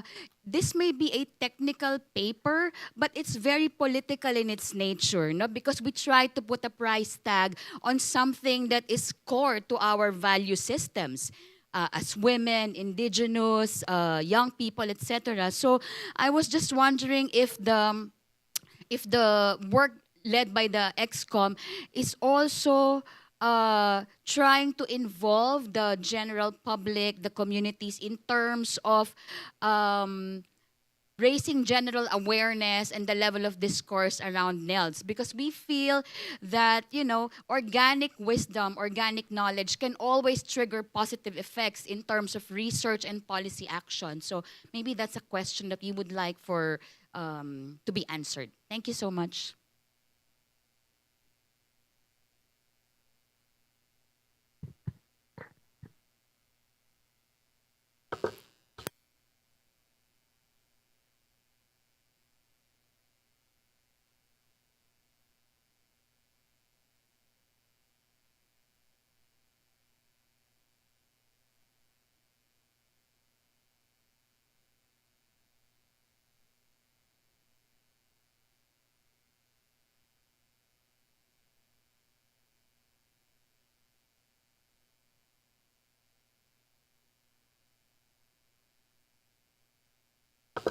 Thank you so much. And I was just discussing with our secretary as well as our member colleagues, and perhaps those who are online can also provide additional inputs. But just to answer the questions, first on Sierra's comment on the audience, just to say that although we tried to cover a discussion on that, we didn't have enough time to go into detail and look at the audience. But just to say that, of course, they are looking, the expert members, our inputs, they are looking for our inputs in the type of audience. But just to say that the champions didn't have time to discuss internally, and perhaps the additional time that we are going to have for the implementation and discussion, the 5-year rolling work plan could help us to discuss about it. But if you have specific inputs that could help us to guide our work, will be very appreciated. And on the comments made on if we support studies, on case studies for indigenous people, or to take the lead, as well as the last question in terms of involve gender and different perspectives, just to highlight that in our group, we have Jungo members as part of the NELS expert groups, and we have also FWG as a member in our NELS expert group. So we hope that, of course, they are bringing the views and the concerns and the expectation in terms of our work, and we hope that, with the update of our technical paper on non-economic losses, we will get information and important inputs for our, NELS expert group. So we are, just to answer, we always involve different actors in our groups, and we think that it's important to keep in mind that we have different members supporting us in this process that goes beyond the governments. We have Frida, go ahead. Thank you very much, Angela, for your overview. Can you hear me? Okay. For your overview of the working group.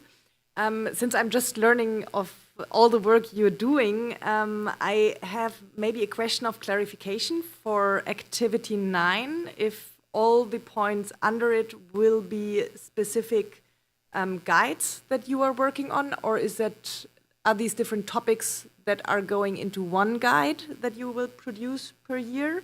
And then I would like to highlight the importance of collaborating also with our expert group on slow onset events, since I see there is a lot of human mobility impacts on indigenous level or local knowledge, and also with the loss of territory, which I think is highly important also with to collaborate with slow onset events when it comes to desertification, especially in relation with indigenous and local knowledge, and also the loss of territory when we speak of sea level rise. Thank you. Thank you very much, Frida. And just to react quickly on that question, just to say that this is a list of possible topics, so we can, it's up to us if we would like to cover these topics in just one guide or in different types of guides. But just to say, and it's important to know that the activity of the plan of actions require the NAILS to produce at least one guide per year. So, and keeping in mind that we have to go together with the TFD, and it's a huge amount of work. And of course, if it's up to us if we want to prioritize one of the topics that we have there. But your point is well noted, and of course, just to highlight that we can decide which of them are our priority. Thank you so much. I hope that answered your question. We have Kaisa online. Kaisa, go ahead.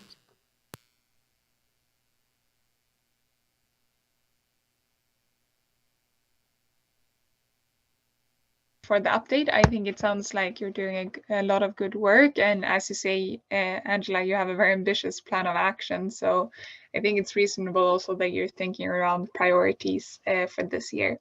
I just wanted to come in from the TFD point of view, because we do have this joint activity on a technical guide, and as you said, we did recently have a meeting between the TFD leads on this activity and the NELS leads on this activity, discussing the technical guide and how to advance work on it. And I think it was clear from that meeting that the champions, the leads from in our expert groups wanted more guidance from the ExCom. So we will have an opportunity during the slots where we speak about human mobility in our agenda. I think that's on Thursday as well, where we could come back to this point again, and then perhaps the champions have had some time to discuss more in detail as well. So if there is any guidance from any of the ExCom members or from the observers, for that sake, on the target audience for this guide or any other input on the usefulness of the guide and how to go about it, I think that would be appreciated by the leads on this activity. Just wanted to come in and say that, and thank you very much, Angela, for this comprehensive presentation. Thank you very much, Kaisa. We have IOM followed by UNEP, I think. IOM?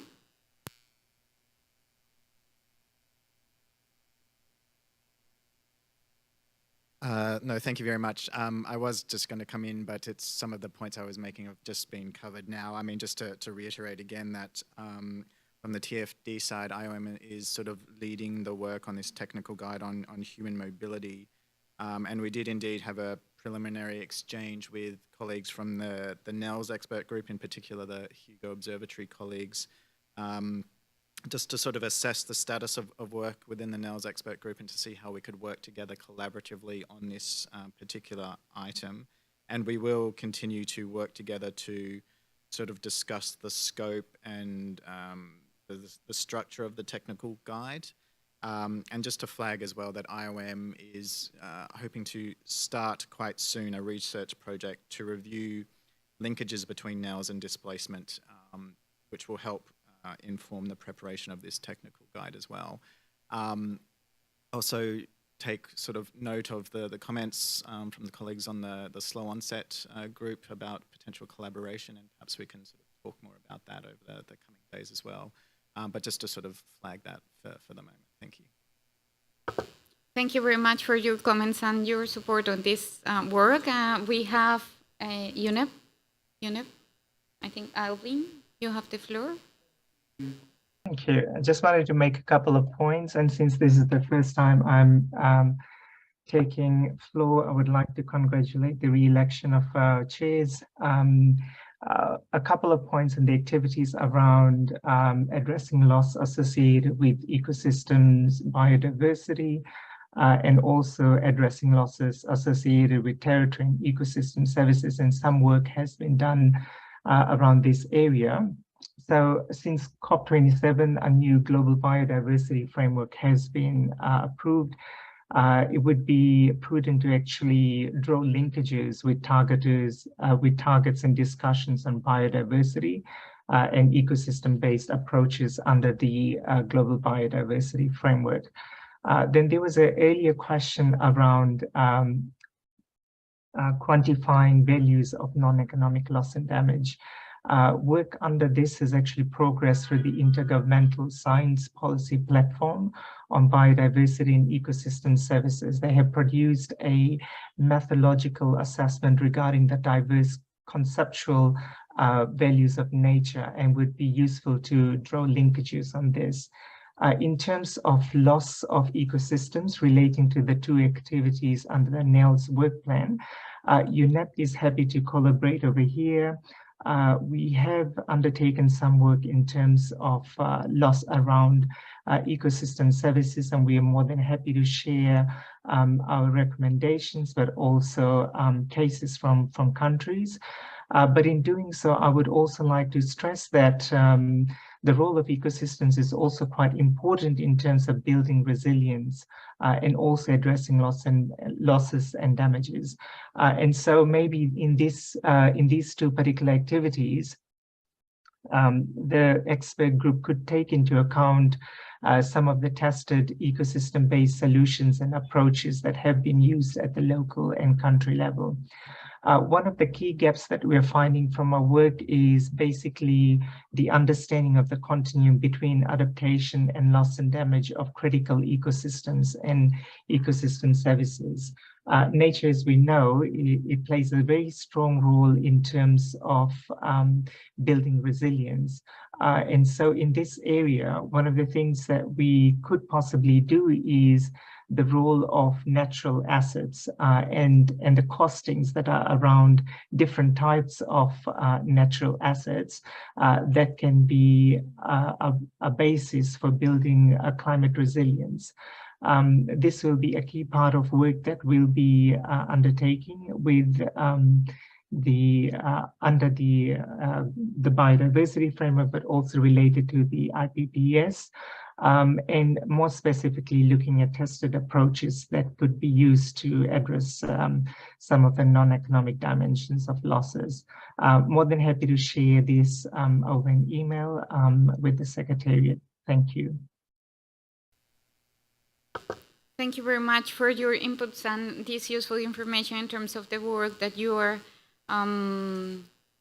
doing on this, and of course we look forward to receive this information and to share and keeping in mind in our work this relationship with ecosystems, and of course the new framework that we have in biodiversity, which is also important for us. I don't know if there is a flag again, or is okay, go ahead.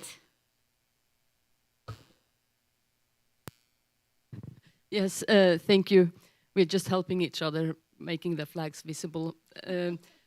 This is, again, Facilitative Working Group, and just to introduce myself, as my name is Gun-Britt Retter. I'm with the from the Arctic region in the facilitative working group, and I'm also the expert member that is nominated from the FDWG to the non-economic loss expert group.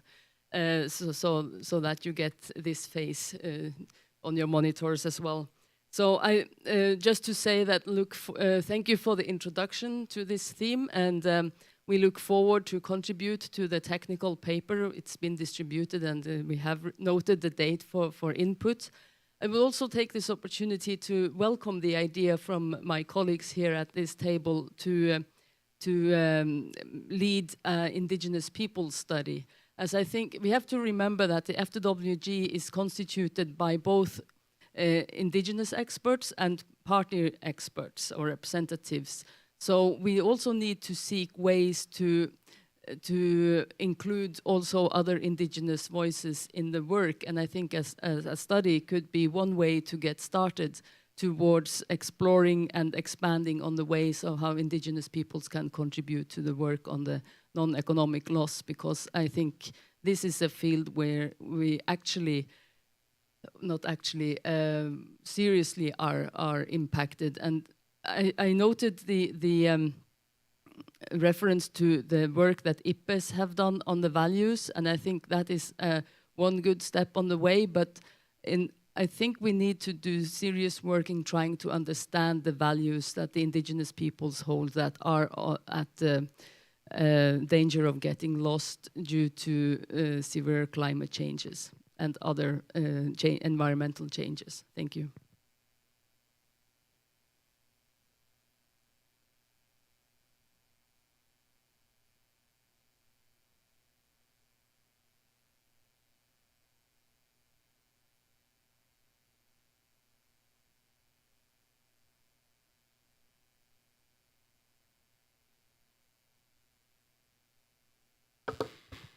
Thank you very much. We have Philippines asking for the floor.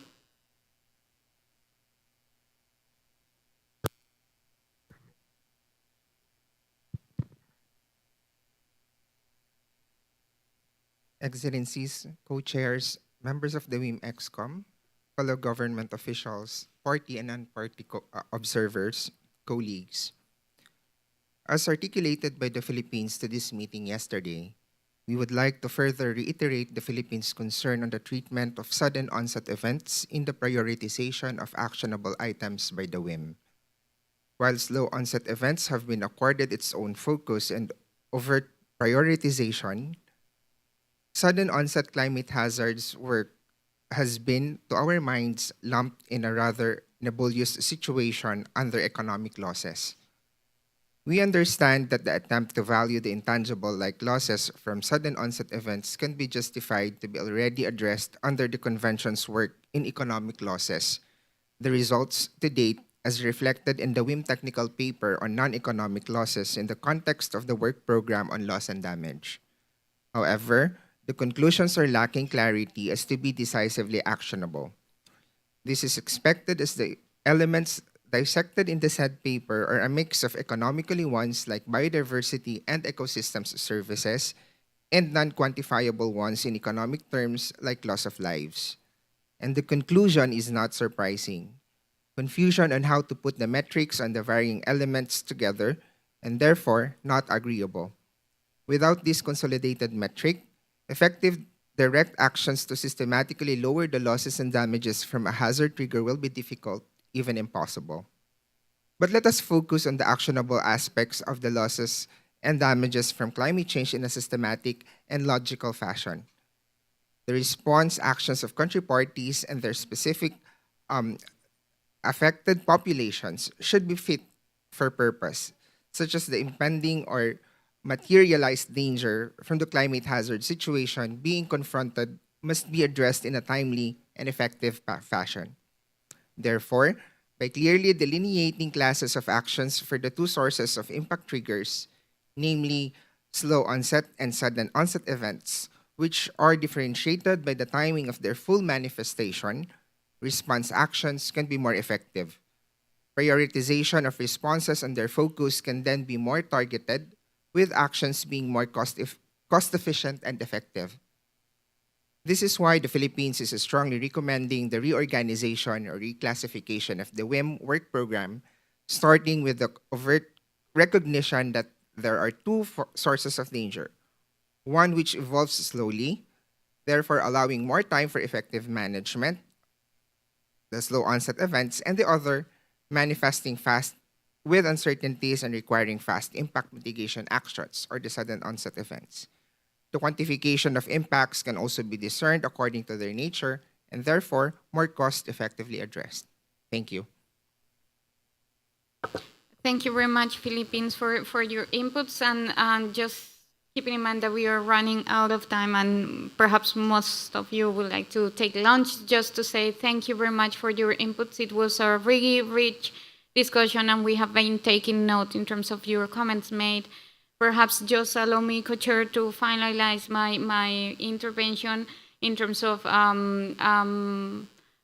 the comments made and the last comments. I think it's really important to keep in our mind the synergies between the work that we are doing here, and it was very useful to hear the views expressed by Philippines in terms of SOE and the connections of NEOS, and we are looking forward to have, this consistency in terms of our work. And let me say, of course, on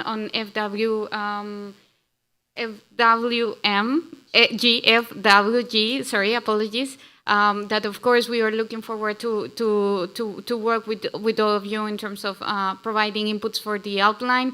And let me reiterate to the members of the expert group on NEOS that we look forward for inputs on the outline, and of course to work with all of you in terms of updating this, and of course to work with the TFD now in having our technical guideline on human mobility, which is a key priority for us. Feel free to approach the champions to discuss, possible future guidelines and topics. And if you would like to support our work, feel free to contact us when you consider it. And let me go back to the co-chair, and thank you very much for your active participation.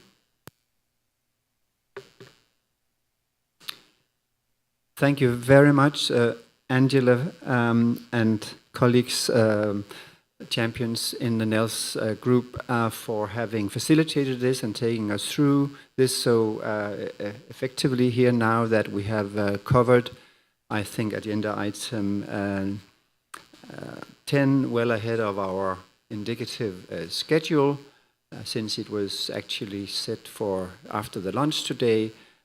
So thanks again very much for that, Angela and the group. Therefore, I'm going to make a suggestion now, so how we can make good use of the time today as well. So the easy part is that after the lunch break, we will then resume again and continue with item 11, which is the work stream on comprehensive risk management. I believe it may be you, Shara, that will facilitate that session. And then following item 11, we suggest that we make use of the afternoon in two breakout groups that pick up what we covered this morning. And that is that breakout group 1 will continue discussing the cross-cutting issues related to knowledge product / technical guidance, and continue where we left this morning. And that group, breakout group 1, will be in this room, allowing also for virtual participation in that, and obviously observers also welcome to join in that one. The second breakout group will continue discussing the how we advance on the work related to the 10-year anniversary commemoration, and that breakout group 2 would be in room Marala, I think, the room in which we were for the informal meeting this Monday. And again, observers are welcome to join those breakout groups. So that's how we suggest to make good use of our time today. And then we will again, of course, consider the time slots that we have available tomorrow afternoon, how to make good use of them. Also, being mindful that we would need to bring some of this back into a plenary setting. So I would like to also let the Secretariat inform us of lunch logistics, but before that, Shara, you have raised your flag, please. Sorry, Frode, I was just hoping that you could repeat the plan. I didn't catch the whole entirety of it, so if you could just summarize. Thanks. Camilla, yes. Thanks, Frode. I appreciate that we are ahead on time, and that is rare. And I was wondering, perhaps, because of that, and understanding that both topics are very important on technical guides, and it's important to have representatives from all expert working groups. So speaking personally, I would love to be able to be in both, because I think we were having a very rich discussion on the importance of knowledge and technical guides, and we were having a very rich discussion on the 10-year anniversary. And if perhaps we could do it as a group, not necessarily as breakout group, but as general discussions, considering that we are winning a slot time, so perhaps that would allow for us to do it as a bigger group rather than separate into breakout groups.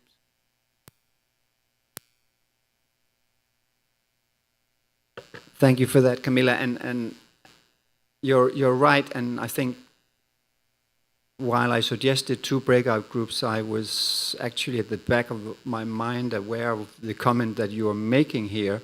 So let's maybe over the lunch break reflect on how best to do this. And we can maybe consult a little bit informally on this. My suggestion was to do 2 breakout groups, Shara, in parallel.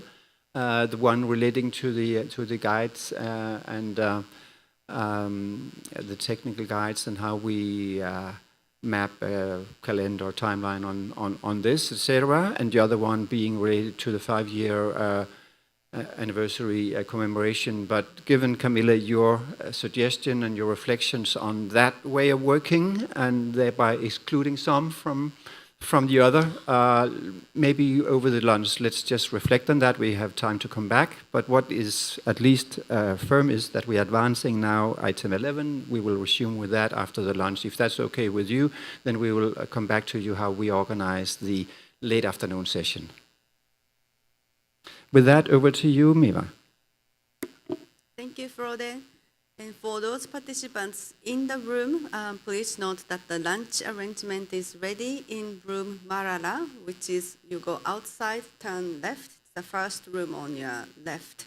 It's a buffet lunch. It's already set up. Please go help yourself.